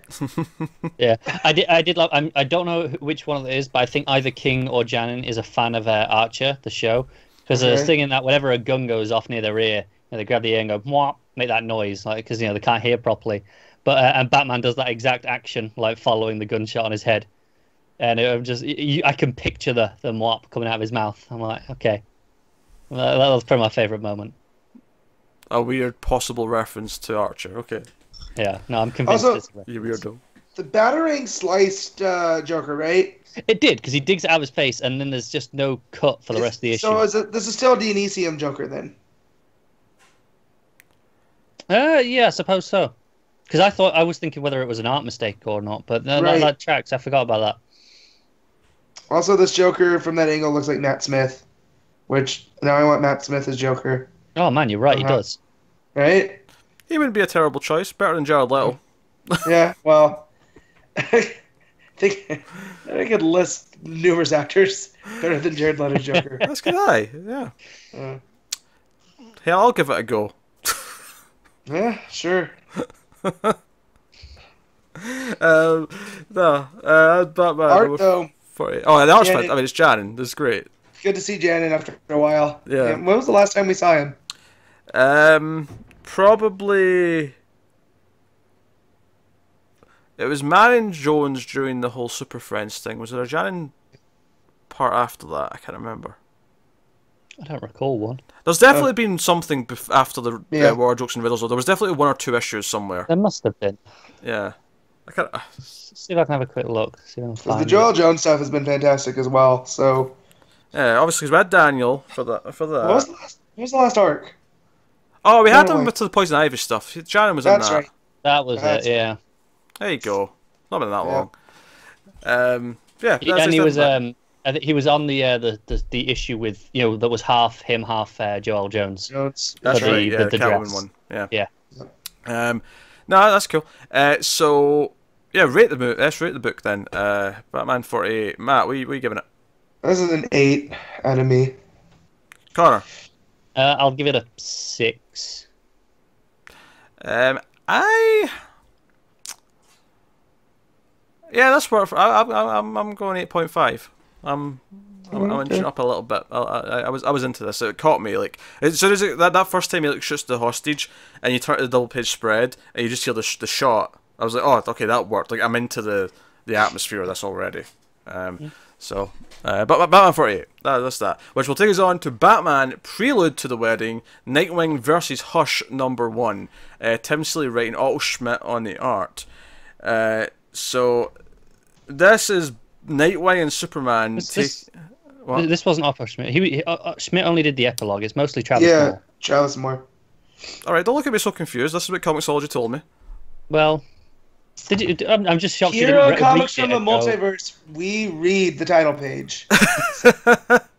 Yeah. I'm just surprised you didn't recognise that. You didn't go, I didn't look like Otto Schmidt throughout I read it 3 days before I did this fact finding, and I didn't remember what it looked like. I'm going to be honest that I love Tim Seeley's Nightwing, but I did not love this issue. This issue was weird. It was kind of weird, yeah. It wasn't as good as the main issue. No, and having Seeley be so familiar with Nightwing, I probably went in with over the top expectations. There was 1 or 2 things I quite liked, but overall it was kind of weird. Yeah. Honestly, the weirdest thing for me is at the start of the issue, they're like, okay, so it'd be hard to explain why billionaire Bruce Wayne is marrying this Selena Kyle woman. So it's Batman and Catwoman who are getting married publicly. I'm like, why is that even public though? Like, why not have both of them be secret? Yeah.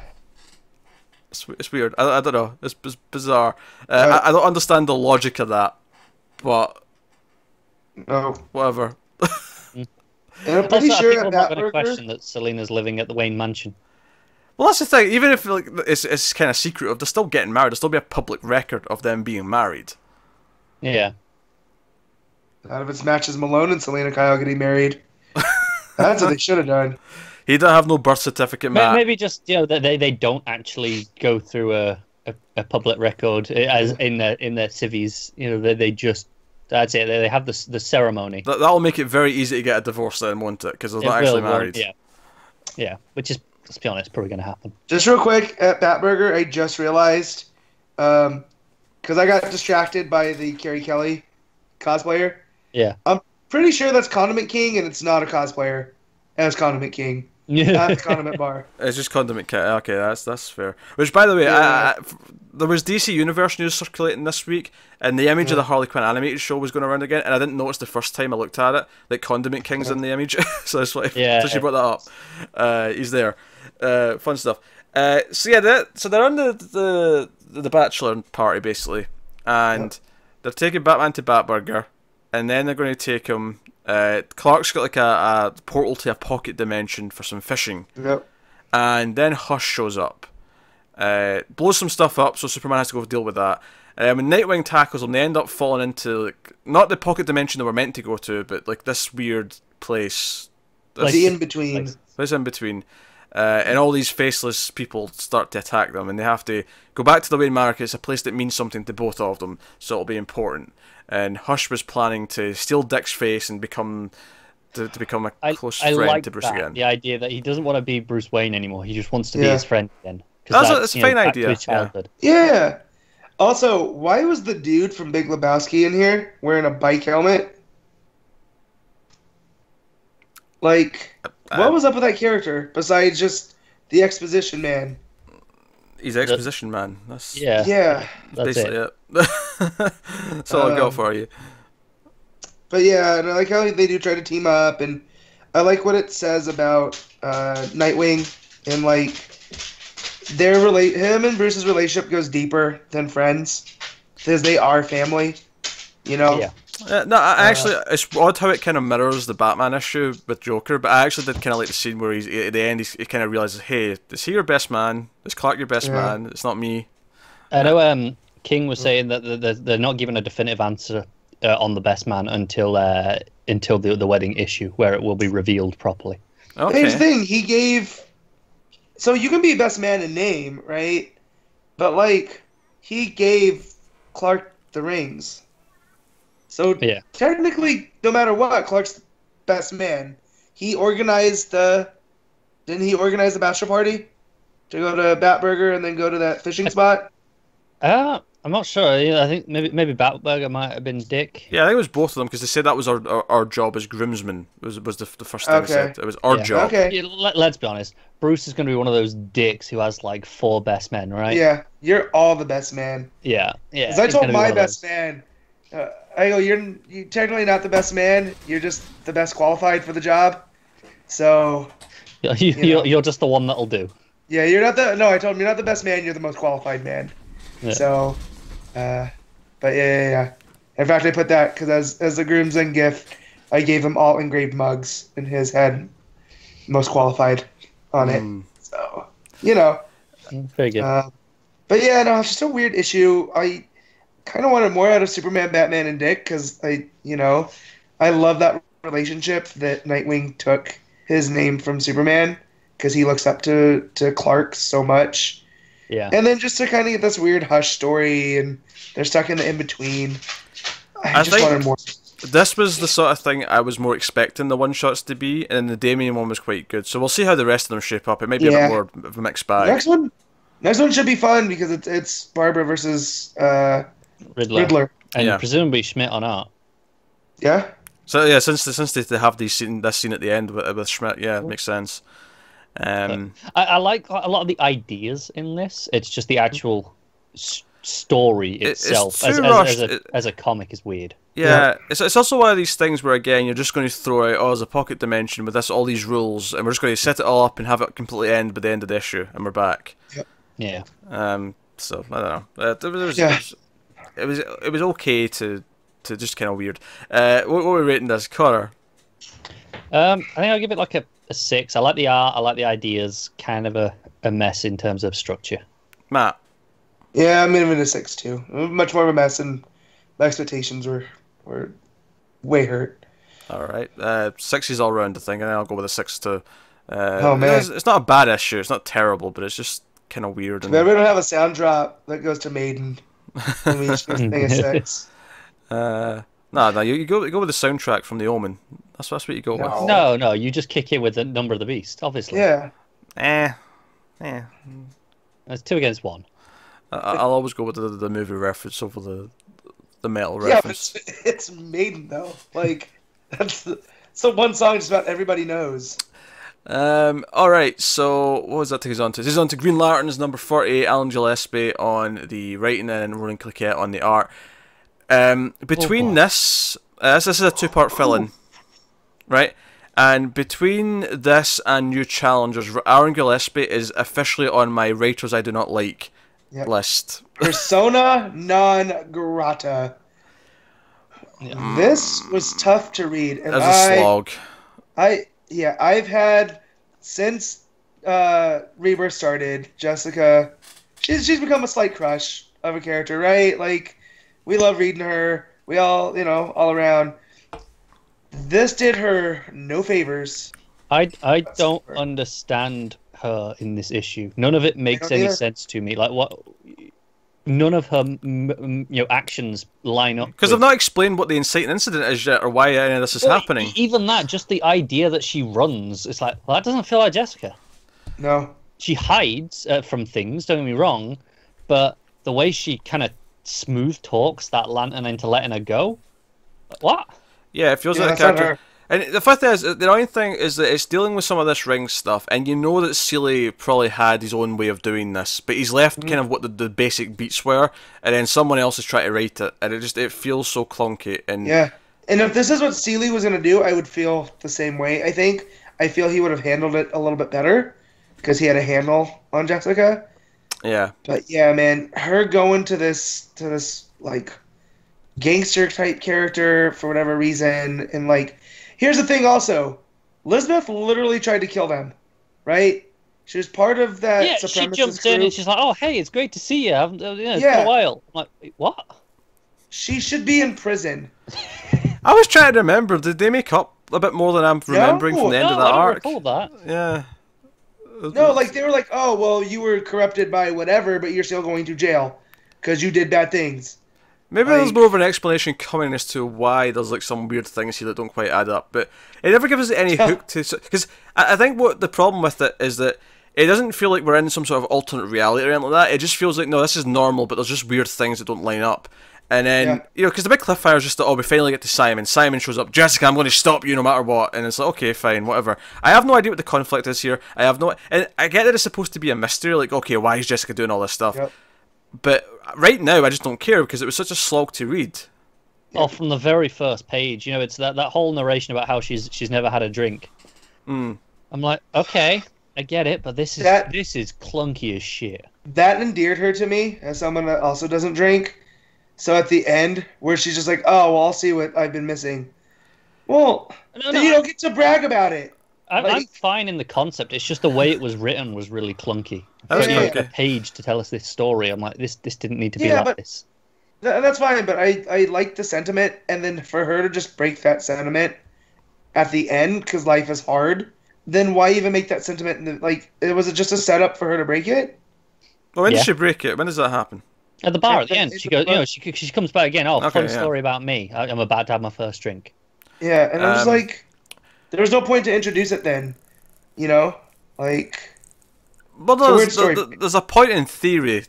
The point in theory is you introduce it and then you have her break it because things are getting that tough. Like there's an arc in there to tell that story. Not over one issue though. Oh, yeah, that's fair. Yeah, that's a fair point. That's what I'm saying. Like, if you're gonna have her do that, then it needs to get like her and Simon have fought, and she's gotten away, and then, like, just for funsies, put her at Guy Gardner's bar that he always goes to have it. And he's like, oh, you look like a Green Lantern. I'm sure you've had a tough day. It's on the house, right? And then she takes her first drink because everything's so out of whack. But here it's just like, oh no, I'll have what he's having down on the bar. Oh. Yeah, Aaron Gillespie is now someone who I'll actively be terrified whenever they put his name shows up. He's, you know how, like, I'm open to try a lot of number ones, but you know, you have those writers where you go, do you know what? No, I just don't want to read. I know I don't like that writer, so I don't want to read it. Look at him trying to justify his Bendis hate. Right? Oh, well, it wasn't even about Bendis. You know, I'm thinking like Orlando, for example. I'm at a point with Orlando where I'm like, do you know what? I don't want to read your work, and Gillespie has added. Then why did you buy The Unexpected this week? I know. Why are you talking about The Unexpected later on then, Connor? Oh, am I now? Yeah, you are. I literally. Someone bought him more Orlando for Connor's Corner. You do it to yourself, bud. That would be an unexpected development, wouldn't it? Ooh. Yeah, I don't see you guys reading it. Pete, you were the one. Oh no, we should be covering it. Have you got it? And we've learned. You don't mess with Orlando and his own stuff. Like, Both if he's working established. Me and Matt Kopp and JLA, we tried. We gave it a proper shot. Yep. And it was awful. When he's working with established stuff, it's fine. When he's throwing his own mix of weirdness in there, no thank you. Yep. Like Supergirl, good. Fine. Head of Monster Man, great. Oh, I don't say great, good. But The Unexpected, his Justice League, nah. Yeah. Aaron Gillespie is on my shit list. I don't want to read anything by him. Of course, I'm going to read 49 because then Jurgens is on 50. I'm not skipping just one issue. If this was longer than 2 issues, I'd be going, Joe, I'll come back on the next thing. Me too. But it's only one more issue, I guess. I can power through one issue. The annoying thing is I feel like because it's related to stuff that Seeley had planned and like, it's dealing with the ring, there's going to be something important. Yeah, there's going to be something important in the next issue that's related to Jessica's ring. Yeah. So we'll see. But this was a bad issue. We're going to rate it. Matt. Oh, this was a 3. No, Connor. Thank you. I got 3.5 just because the art was pretty nice. God, you're soft. I like the art, so it gets a 0.5. After all his nitpicking in Batman, I can't call him soft with his raids. But he decides to be a little nitpicky person about something. He'll go for it. And that's why he's saying he's soft. He's like, oh, but the art's nice. So I mean, that's half of what I rate it on is the art. So it gets points. That's why it has a 3 is because of the art. And if it had bad art, then it would be way lower. Yeah, it would. Here's the thing: if it's written really well, I can overcome bad art. The art can be phenomenal, but if I think it's a chore to read, then the entire the weighting's not equal, is what I'm saying, right? When one of them is really bad, one affects it more than the other. Terrible writing drags me right down. This, I'm going with a 2. I'm going even lower than you. 2 out of 10. Yeah. This was so a chore. Aaron Gillespie has a 2 and a 3 out of me now. I can't remember what I rated new challenges. That was too long ago. That was like 2 weeks, man. Come on. I just remember it was low. So It was definitely low. I did not like it. I'm going to give it a 4. But, hey, that's averaging a 3 for me. I don't like the dude's work. We've established this. That'll take us on to Nightwing number 45. Benjamin Percy writing, Christopher Mooneyham on the art. Continuing this phantasm plot with the VR tech that's going about. Nightwing having a weird, wait a minute, did I have sex with Babs last night? Babs is there in the morning. He's confused. What's happening? Also dead bodies in the river. And the realization, of course, that Babs is not actually Babs. This is the tech messing with him. And I enjoyed that they actually dealt with that really quickly, where he phones Babs and he's like, hey, about last night. And she's like, last night? What? Yeah, you're being weird, you weirdo. But we do. Yeah. So I like that. I like that they dealt with that really quickly. And when he gets back, he's like, wait, how are you here already? So then he questions. He's like, hey, how did the thing with Croc go? And he's like, what are you talking about? Like, aha, who are you? Yeah. Get in my apartment. I did like that. I did like Killer Croc has a Pomeranian for a pet. That's hilarious. Yeah, that was amazing. This issue, I like Nightwing and I like Percy. I did not like this issue. Oh, it's Matt's turn to be negative. Yeah, he wasn't big on last issue either. That's true. That's true. I'm not digging the art, and normally Mooneyham, I'm fine with when it's a pulpier, like Five Ghosts. Like, it works. I just feel with all the techie stuff, it's starting to look like JR to me, and that's not. It is JR-esque. I think it's got some really inventive layouts, especially stuff like the title page with all the the neural download and all the circuits in his brain. I thought that was pretty inventive. As for Percy, I don't like him turning Dick into a hipster. Where he's like, I bought a cell phone, but I put it in the drawer, and I don't listen to digital music. I got a turntable, because you need to live in the moment. And I was just like, Dick, you're not that guy, man. Just. No, I agree with that. I think I said this last issue as well. It's like it felt a bit like I never got the sense that he was that much of a technophobe. No, this is definitely a newer thing. It doesn't really bother me that much, but it's like it's whatever. It doesn't feel right. Like, and then when he goes to the like, I go to the gym 3 to 4 times a week, and if I had a trainer's like, no, I'm throwing kettlebells into the water and you have to go get them, I'm not going to that trainer anymore. Because that's like, hey, that's not a workout. That's what this dude signed up for. I'm not. I'll have a problem with this. Nah, man. Nah, So like, you're gonna be a technophobe, but you're gonna risk the dude. It's weird. I don't. What does those two things have to do with each other? I feel like Dick. That's the sentence you just said was you're going to be a technophobe, but you're going to risk the dude like, as if they're related in any way. No, because the guy has all the robot stuff, right? Like, yeah. So he's using old-fashioned, like, oh, I like to, this is like a person, so go in there and save them. Like, it's not the time to be a technophobe when you're dealing with a dude that has a robot arm. You know what I mean? No, I see what you're saying. You feel like, so Dick's almost a little bit prejudiced against him. A little bit, yeah. He's like, here, go deal with this workout. I didn't get that sense. Yeah, I'm not getting that what from you're that at all. saying in concept, but I didn't get that feeling. Dick's problem with tech, that to me doesn't seem like he's scared of the tech itself. It's more how people interact with each other because of the tech. Which I understand, which I almost agree with, but I don't feel like I do not get a single shred of evidence that he looks at this guy any differently because he has to have some tech in him to, augment the fact that he's losing an eye. It's a little weird because I agree with what Matt's saying there. It's weird that he's a technophobe. Like I get, like he doesn't like the way people are communicating. It changed society, right? So that's why it's got no mobile. But the music thing is weird, right? And just some of it just doesn't line up. I get, okay, he's always been a traditionalist. He's always just had the sticks, right? But he has tech in his visor all the time. Like that's always been an ongoing thing. Yeah, honestly, I just kind of brushed past the technophobe stuff. Like, I didn't really even register. Well, but I think that's impossible when that's a huge part of what this run is. Issue. This is what he's setting up. Is Dick is a technophobe? It is, but it's one of these weird things where I feel like every so often there'll be certain runs and characters, but they'll introduce a new quirk to them just for the sake of the story they're telling, and more often than not, I was like, well, no one else ever mentioned this before. I just kind of brushed past it. Like, I almost don't even take the information in. Oh, that's fair, but I think it completely neuters the story, right? If that's the point, if you're going, well, I don't agree with this character trait. But here's the thing, though, is that for me, this feels really pulpy and 90s, so I don't think there's much weight in the story anyway. For me, this is just like, oh, this is just what the pulpy story is. Rather than having this resonance of, big character beats for Dick. Knowing what I know about Percy, I know this is going to set the foundation for him on the character going forward. So that's why I'm a little bit worried. But that said, he always went up to that line where it got to campy, like in Green Arrow.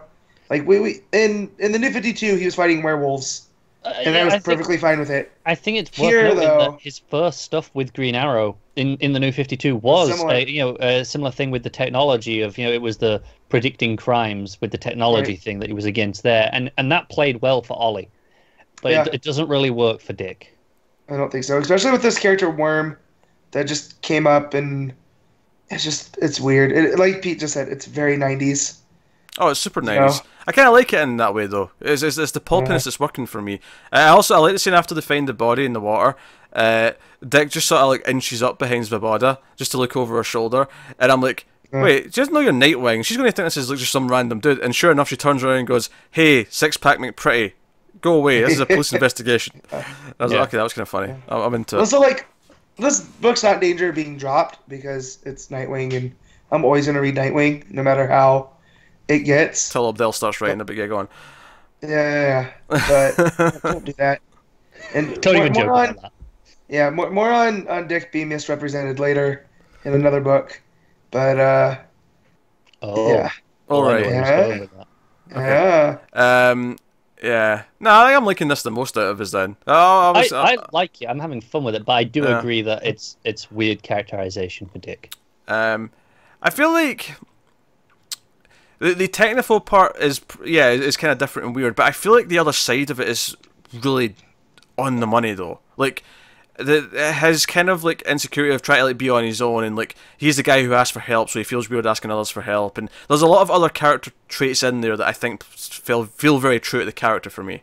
No, I agree, and the whole back to basics thing for him. Yeah, that stuff's working for me. So overall, I'd say I enjoyed it, but the tech being the focus is dragging it down a bit for sure. Also, I'm very glad that the page from last issue that had like 20 panels. With Constantella, I'm glad that didn't happen again. That was my biggest complaint about the last issue. But it's obviously he's fighting the digital thing at the end, and he can't quite hit it, and he's kind of under siege now with the Phantasm and the thing, the spider robot comes out of his mouth, and it's got all his information now. Yeah, he's been hacked.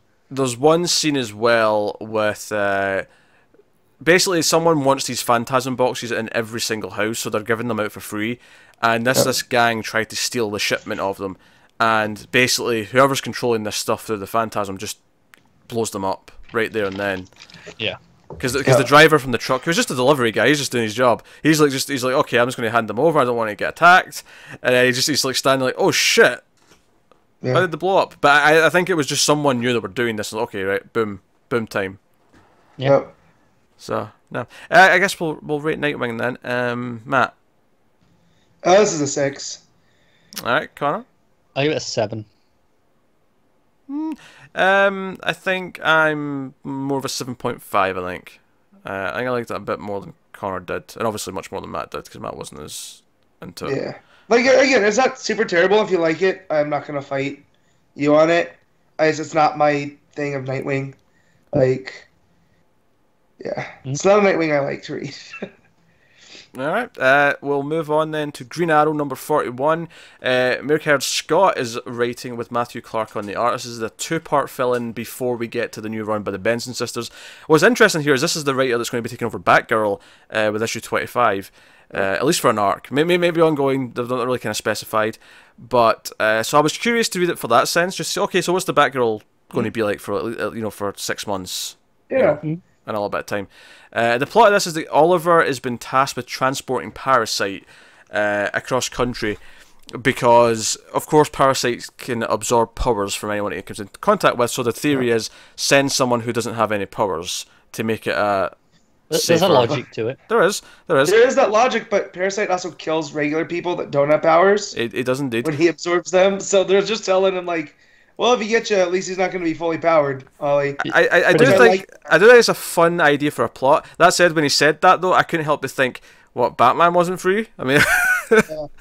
Well, I wish he would have said that. I wish he would have been like, "What? I guess Batman's too busy." Yeah, there was a joke to be made there, I think. So I was worried about this because it's very narration box heavy, and we all know I like narration boxes, but it's all very inner monologue-y, and I was worried at the beginning, but I feel like Scott nailed Ollie, so I was okay with most of them. Yeah, I actually did enjoy the issue. I think I'm liking this way more than the last 2-parter from I can't remember the names. The twosome, the two people act that wrote the last couple. Kelly and Lanzing. Yeah, you go. That's the one. I think it's a more of a fun plot idea. I think that whole children in that country who have rose up to become villains and heroes. I thought that was a bit forced. And overwritten. This to me felt more just a sort of traditional superhero story. Parasite breaks out because was it Mammoth spits on him, so he absorbs the strength from Mammoth, and then hell breaks loose. And they almost do a job at making you feel bad for Parasite because he's withering. You can tell they haven't properly fed him in forever, and he's kind of what's the word I'm looking for? Catatonic. And then Mammoth spits on him, and he absorbs Mammoth's essence, if you will. And becomes this big rampaging parasite monster, which leads to a riot in the prison and Ollie having to come into action, and we had a lot of cool action sequences. Yeah, so that was pretty cool. Yeah, there's a lot of Oliver Reed's trick arrows. There's him sneaking into vents. There's sharks biting off his boot. I did notice that the artist clearly doesn't want to draw feet. Yeah.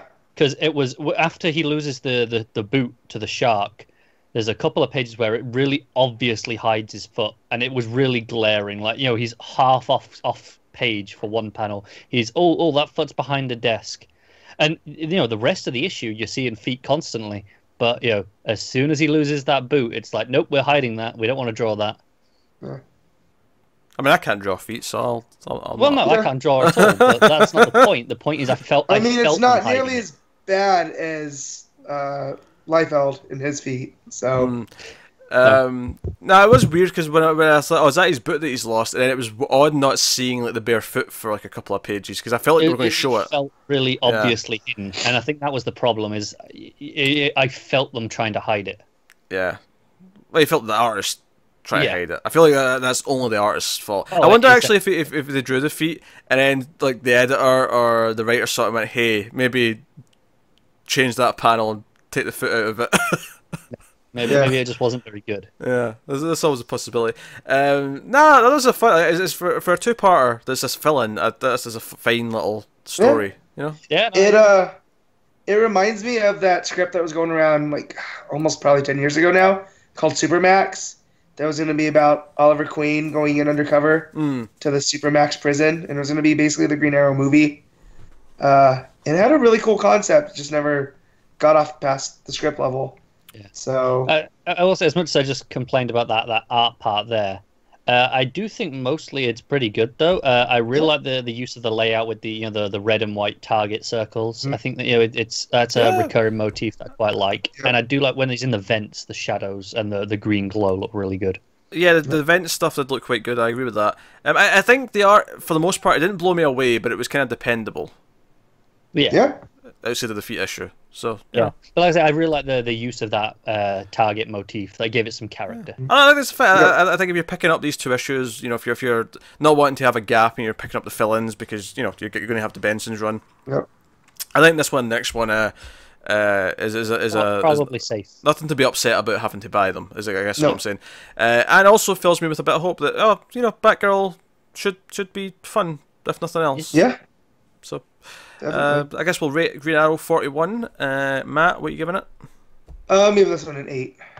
Okay, I'm going to go with a... Thoroughly enjoyed it. I'm going to go with more of a straight 7. I think it's good. I think it's great, but I think it was a solid fun. Like, if this is what a fill-in... If this was the bottom end of a fill-in, I'd be ecstatic with fill-ins forever. Of course, that's not the case, and... Yeah, I agree with a solid 7, but I think I am hopeful for Batgirl because this is only a 2-issue fill-in. There's only so much you can do, right? Yeah. Yeah, no, I think that makes sense. So we will move on then to Deathstroke number 32. Christopher Priest writing, Carlo Pagulayan on the art. We have Deathstroke after what was it, the Human Dynamo, and that's his next assassination attempt. Batman is trying to stop him, and then we flash back. So some action with them chasing after him. Deathstroke's got a flying car, because comics, and we flash back to kind of the setup for this and why Batman said, "Oh no, I'm going to shut down all of your targets. They're all in protective custody." And we kind of get to this, and Deathstroke's with Talia, and he's like, "You're telling me the truth. You're lying to Batman and your father, but you're telling me the truth about Damian." And we're kind of playing with that mystery still of whether or not he's the real father, and ultimately it's this big action scene, and it turns out that the Dynamo, if I say it properly, he actually took the hit out on himself. He wants basically assisted suicide. Yeah, he wants to go out fighting a villain. Yeah, and blaze of glory and all that. But Batman, of course, is skeptical about this. He's still not okay with this. He tries to take him to the watchtower. He gets the beam to come in and take them away. This was all right. That didn't set my world on fire. I like a lot of the ideas. Mm-hmm. I think it's one of the clunkier issues that we've had. I have Priest fatigue. I don't remember anything that's going on from issue to issue anymore. He always drops you right in the middle of whatever's going on. You know, so it makes it hard to like what happened in the last one. And then the ending, I am not a fan of this ending. I feel like it reminds me of what he's. It reminded me of what he had said about Dick Grayson, and it's like, well, if you don't like Dick Grayson, then stop putting him in the books that you're using, please. That's fair. I think there's only one little bit that I don't like from the Dick stuff, and it's a line right at the start. Mm-hmm. Yeah, just for context, what we're referring to here is this weird, because we had this in the first issue of the arc where you had the interviews with Jericho and Dick. Dick being dressed as Robin, and Jericho they're talking about their fathers, if you will, whether literal or otherwise. And at the end of this, we see Dick that he takes off his mask, it switches to colour, and it turns out this is a video that Damien's watching. Yep. So Damien's coming to play next issue, which which makes sense to me because, I mean, this is a story about Damien essentially. It's it's the Batman and Deathstroke fighting over him. Yeah. There was one random page in the middle where there was a scene with Damien that I felt was really kind of awful. He was a bit younger, and it was his face, his lips especially, I think. Well, yeah, and it was, I think, meant to be from that first Morrison arc, from Batman and Son, where he's coming straight from the Al Ghuls, and they're like, you have to deal with him now. It felt really shoehorned into me. That scene. I agree. That did. The one line I really didn't like from Dick, though, was right at the start, where he says, he's talking about what the Robin outfit means, and the bright colors that made him a target, and and then he says, I worked hard to earn it, and then you took it all away, which I was like, okay. At the start of the issue, I was like, okay, because I don't know who he's talking to, but when I get to the end, and it's Damien. I'm like, really? Okay, that doesn't seem right. I'm a huge fan of Damien and Dick's relationship.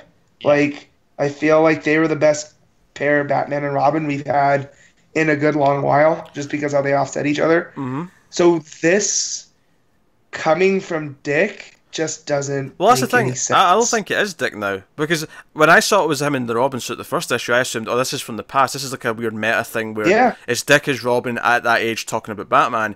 But now that it's a video that Damien's watching in present day, I'm like, okay, well, Dick looks younger here. He's not like he wouldn't be recording this for Damien. Yeah, I feel like this is, I don't know.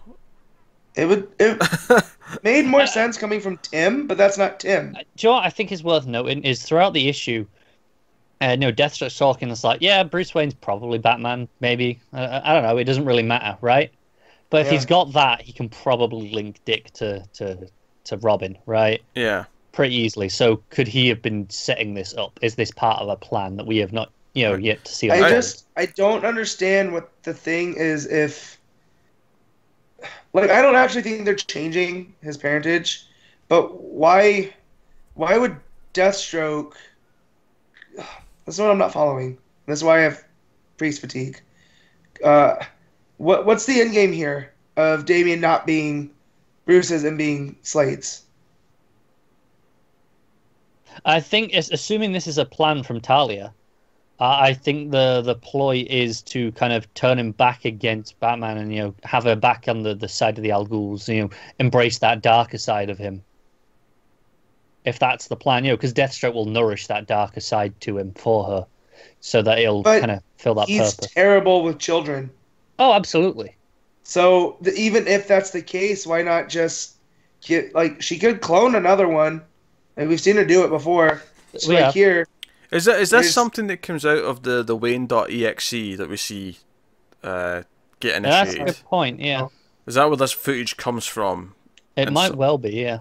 I'm on the verge of dropping this. I was enjoying it really early on, and I think I'm just burned out on Priest right now. I have to admit, I actually have no idea what happened in the last issue of this. I can't remember. Me neither. I remember the first part of the story way better. Last issue, I couldn't tell you what happened in it. Me neither. That's fair. So, did you remember it, Connor? I'm struggling. I'm agreeing. I'm just thinking. The problem though I have is, or not problem, but just to offset that is, when I'm reading this, I didn't feel like, what happened last issue? I'm not going, where were we? because it drops you in a new event each time, and flashes back to the relevant information.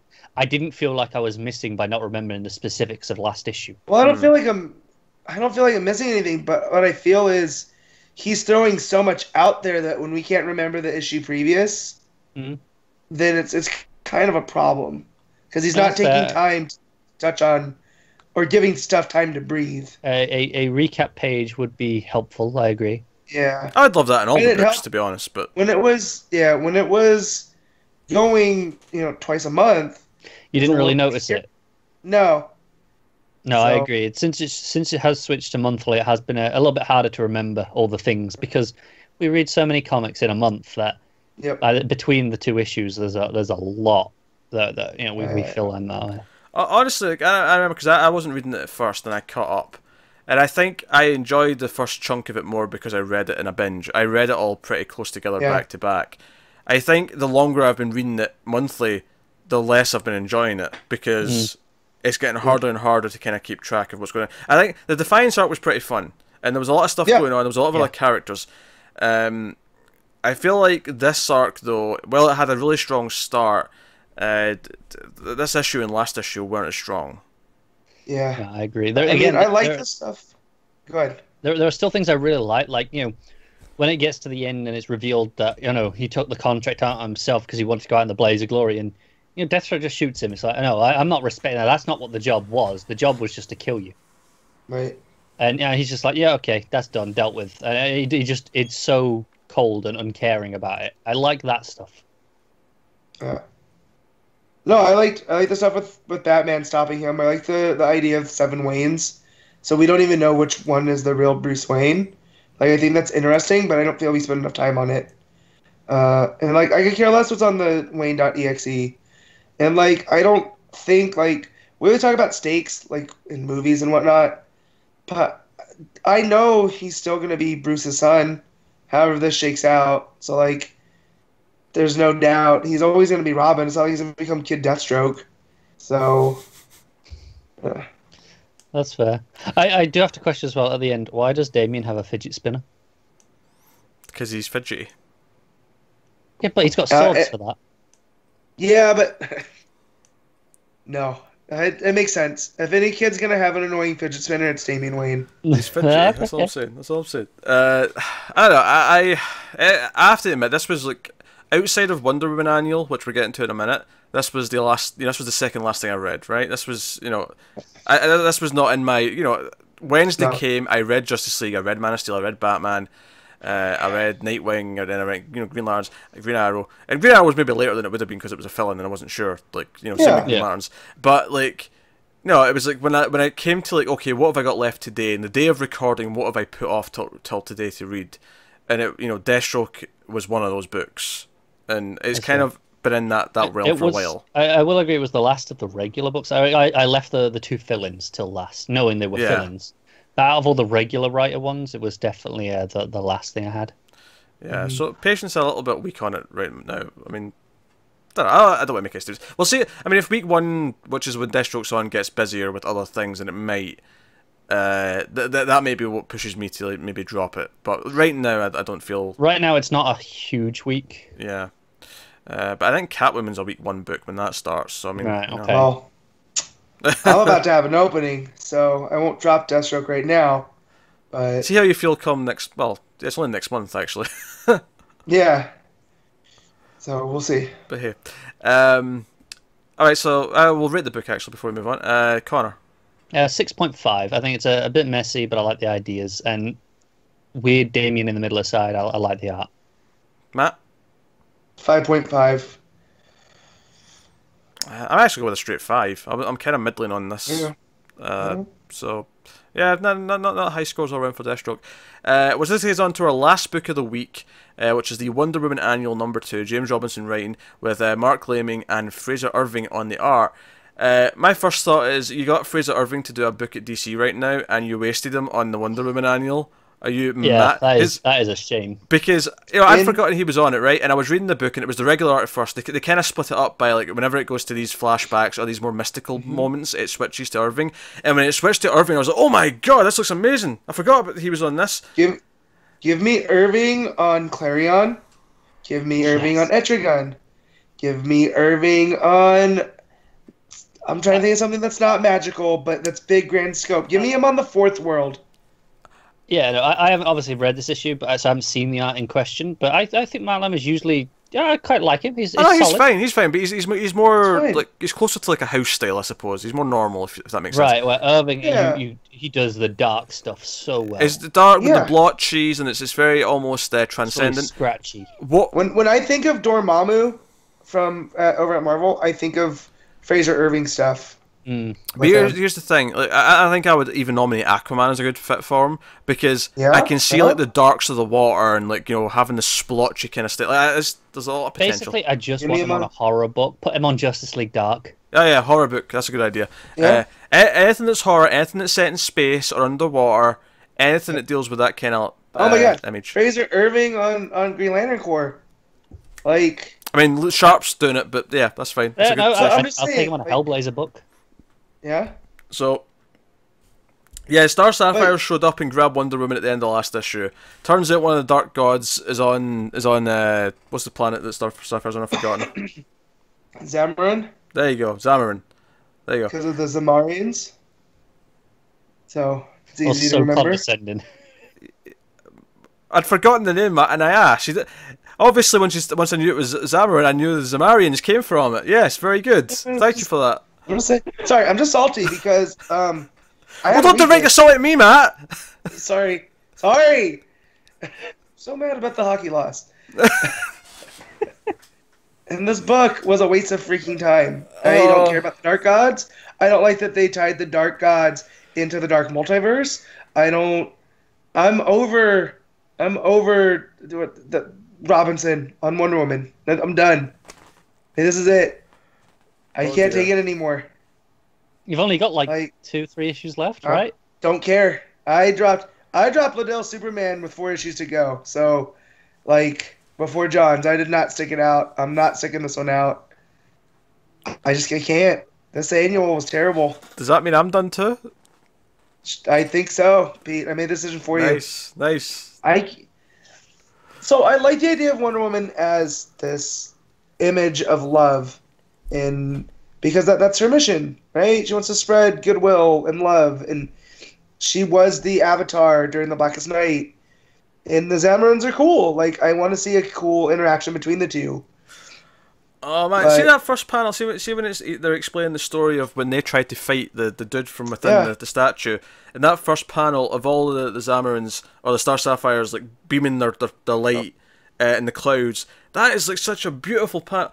That's the thing. I don't think I hated this issue as much as you, because the art on those pages is great. It's so freaking good.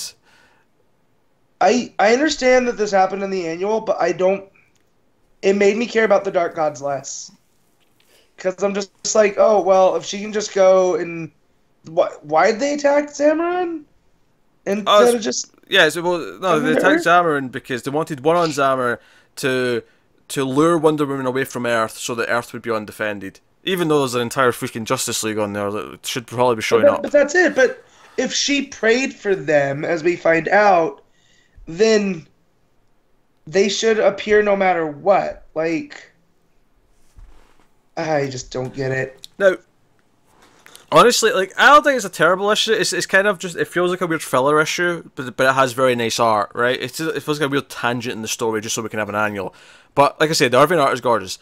Honestly, my biggest problem, and it's kind of a nitpick, but this really bugged me, is after, because one was like, no, I need to go back to Earth, the Dark Gods are there, I need to go and help Earth, and they're like, no, technically there's a Dark God here too, so if you're responsible for the Dark God, you're also responsible here. And she's like, okay, fair enough. When she agrees to help them, she's like, well, if I'm going to stay and help you guys, I should probably look the part. And then they give her a Star Sapphire uniform, and she's got a ring, and I'm like, but why do you have to look the part? Why? Yeah. It was so clunky. It was just we want an excuse to draw you as a Star Sapphire for an issue. Here's a stupid reason. I was like, give her why? Trying to attack.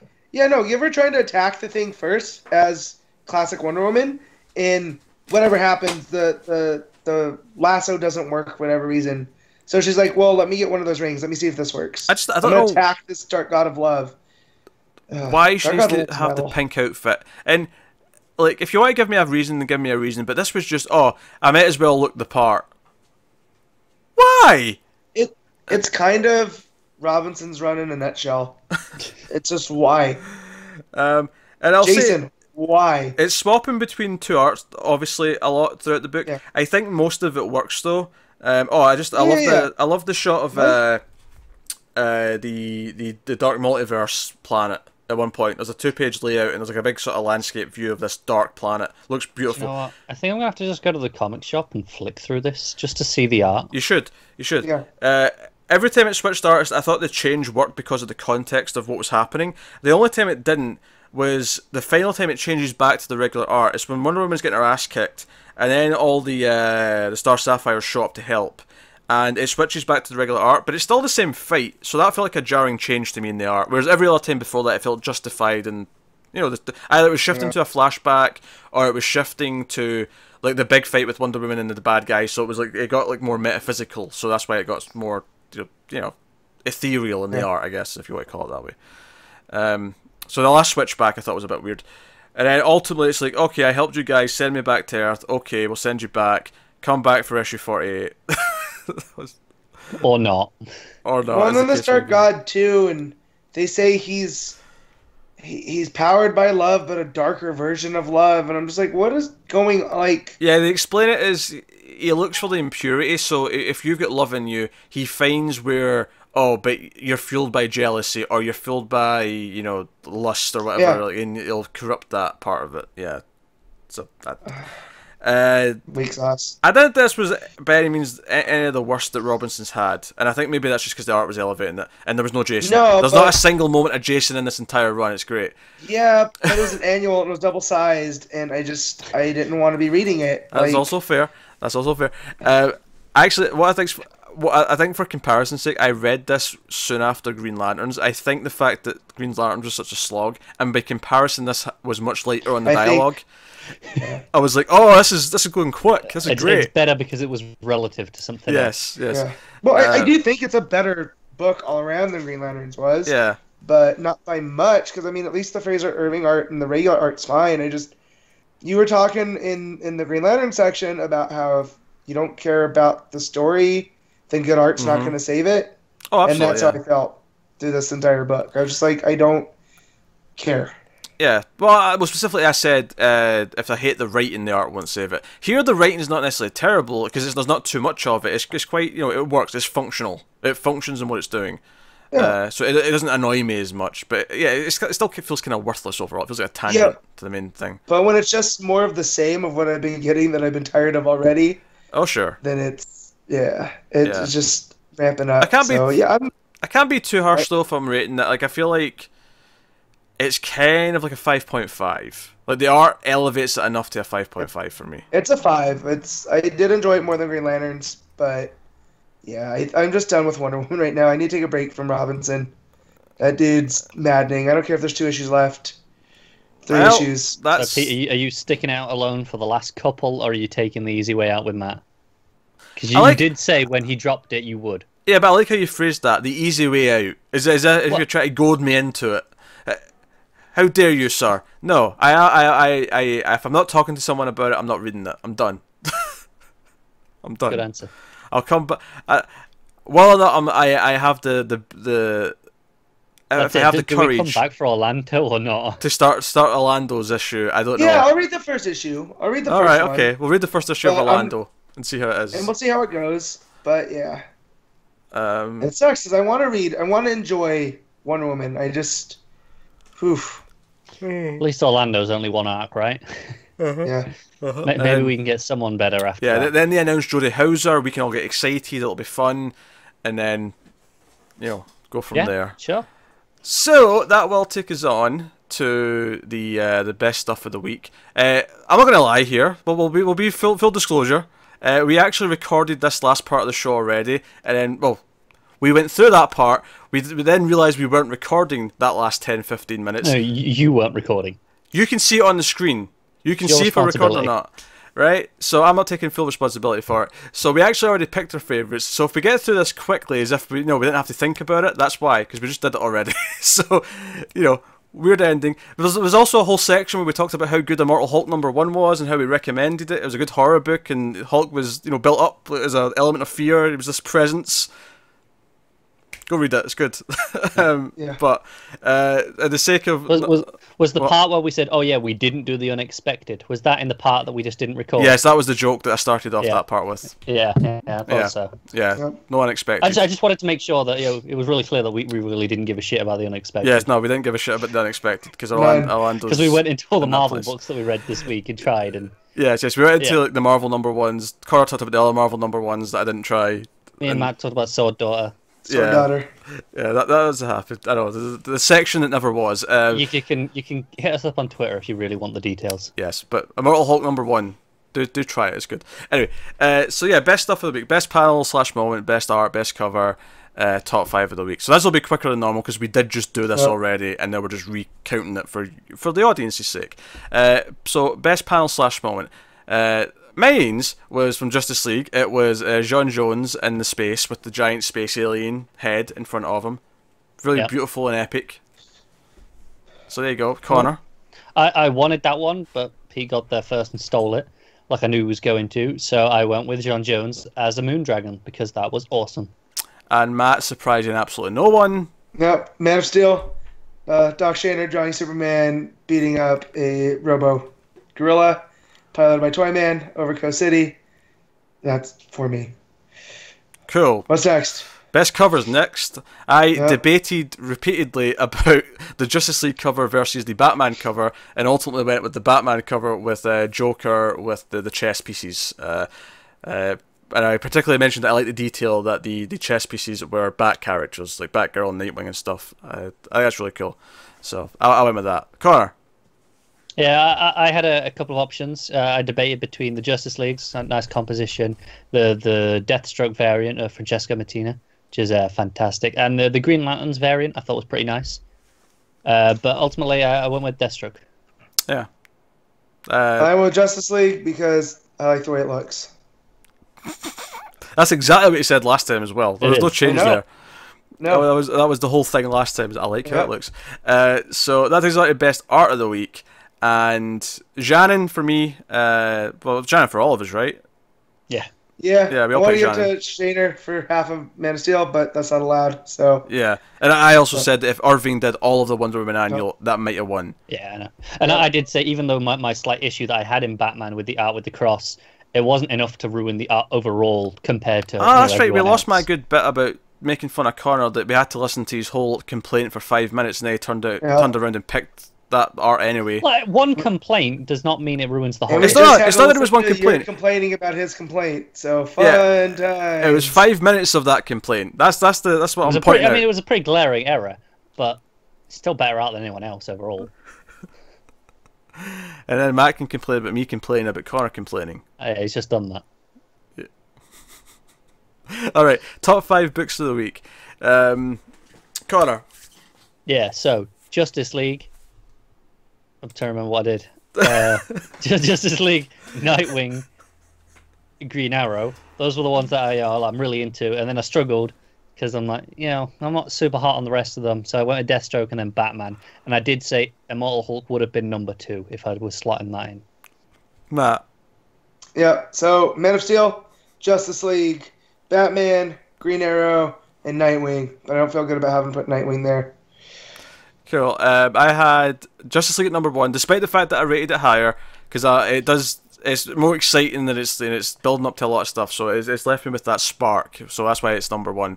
And then Batman at number 2, Man of Steel at number 3, Nightwing at number 4, Green Arrow at number 5, and as like Connor said, I'd probably have Immortal Hulk at 2 or 3 if I was slotting that in. Again, I just want to really express how good that was. So there you go. So that's the top 5s, which leads me to tell you what's coming out next week. And if it feels like we're rushing to this part a little bit, it's because we just did it already.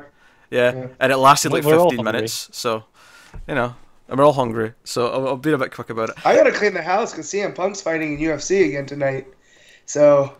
Well, look in the bright side, Matt. You can watch that fight and then have time to do all of your taxes afterwards. Yeah. Well. Wait. What?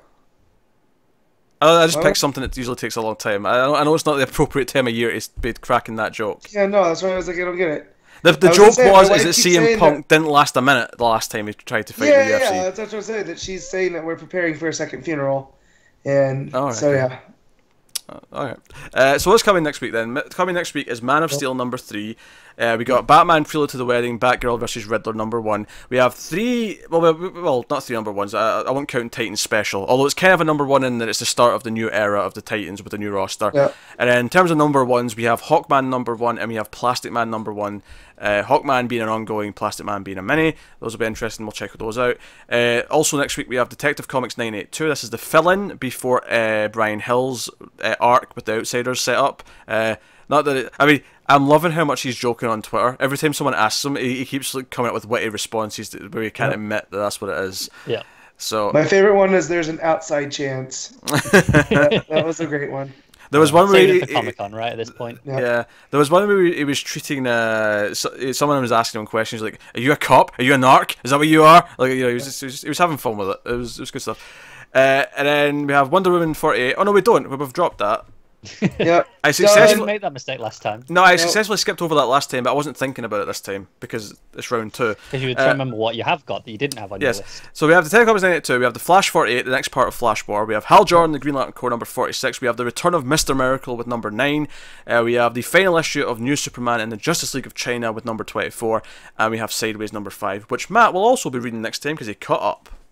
That's right, and I'm not reading Wonder Woman. Yes. The previously established, yes. Yep. So yes, if that was a weird outro section, it's because it was the second time, and it's kind of weird to do it and pretend we have the same thought process. So that's why we're just admitting we did it already. I didn't press record like an idiot. So the last 10 minutes of the show are a second take. All the book reviews were all the first take. That wasn't redone. You're fine with those. Just this last little chunk after the Wonder Woman review. So. But that's us. So get us on the Twitters at DC Comics Podcast. You can get me on Twitter individually at Wibble89. You can get Connor at ConnorRyan94. You can get Matt at MattofSteel57. Go over to patreon.com/MailFuzzTV if you want to support the podcast and support what we do here. You get various things there. There's a monthly episode that me and Connor do about a collection or a trade or a graphic novel. There's the Peter's Pillbox, which is a sort of individual thing I do where it's an audio only show where every week I'll talk about an issue of a run that I'm working through. And then there's bonuses for the other shows we do. And of course there is the higher tiered stuff like Connor's Corner where you can pay quite a bit of money to make Connor read a book once a month.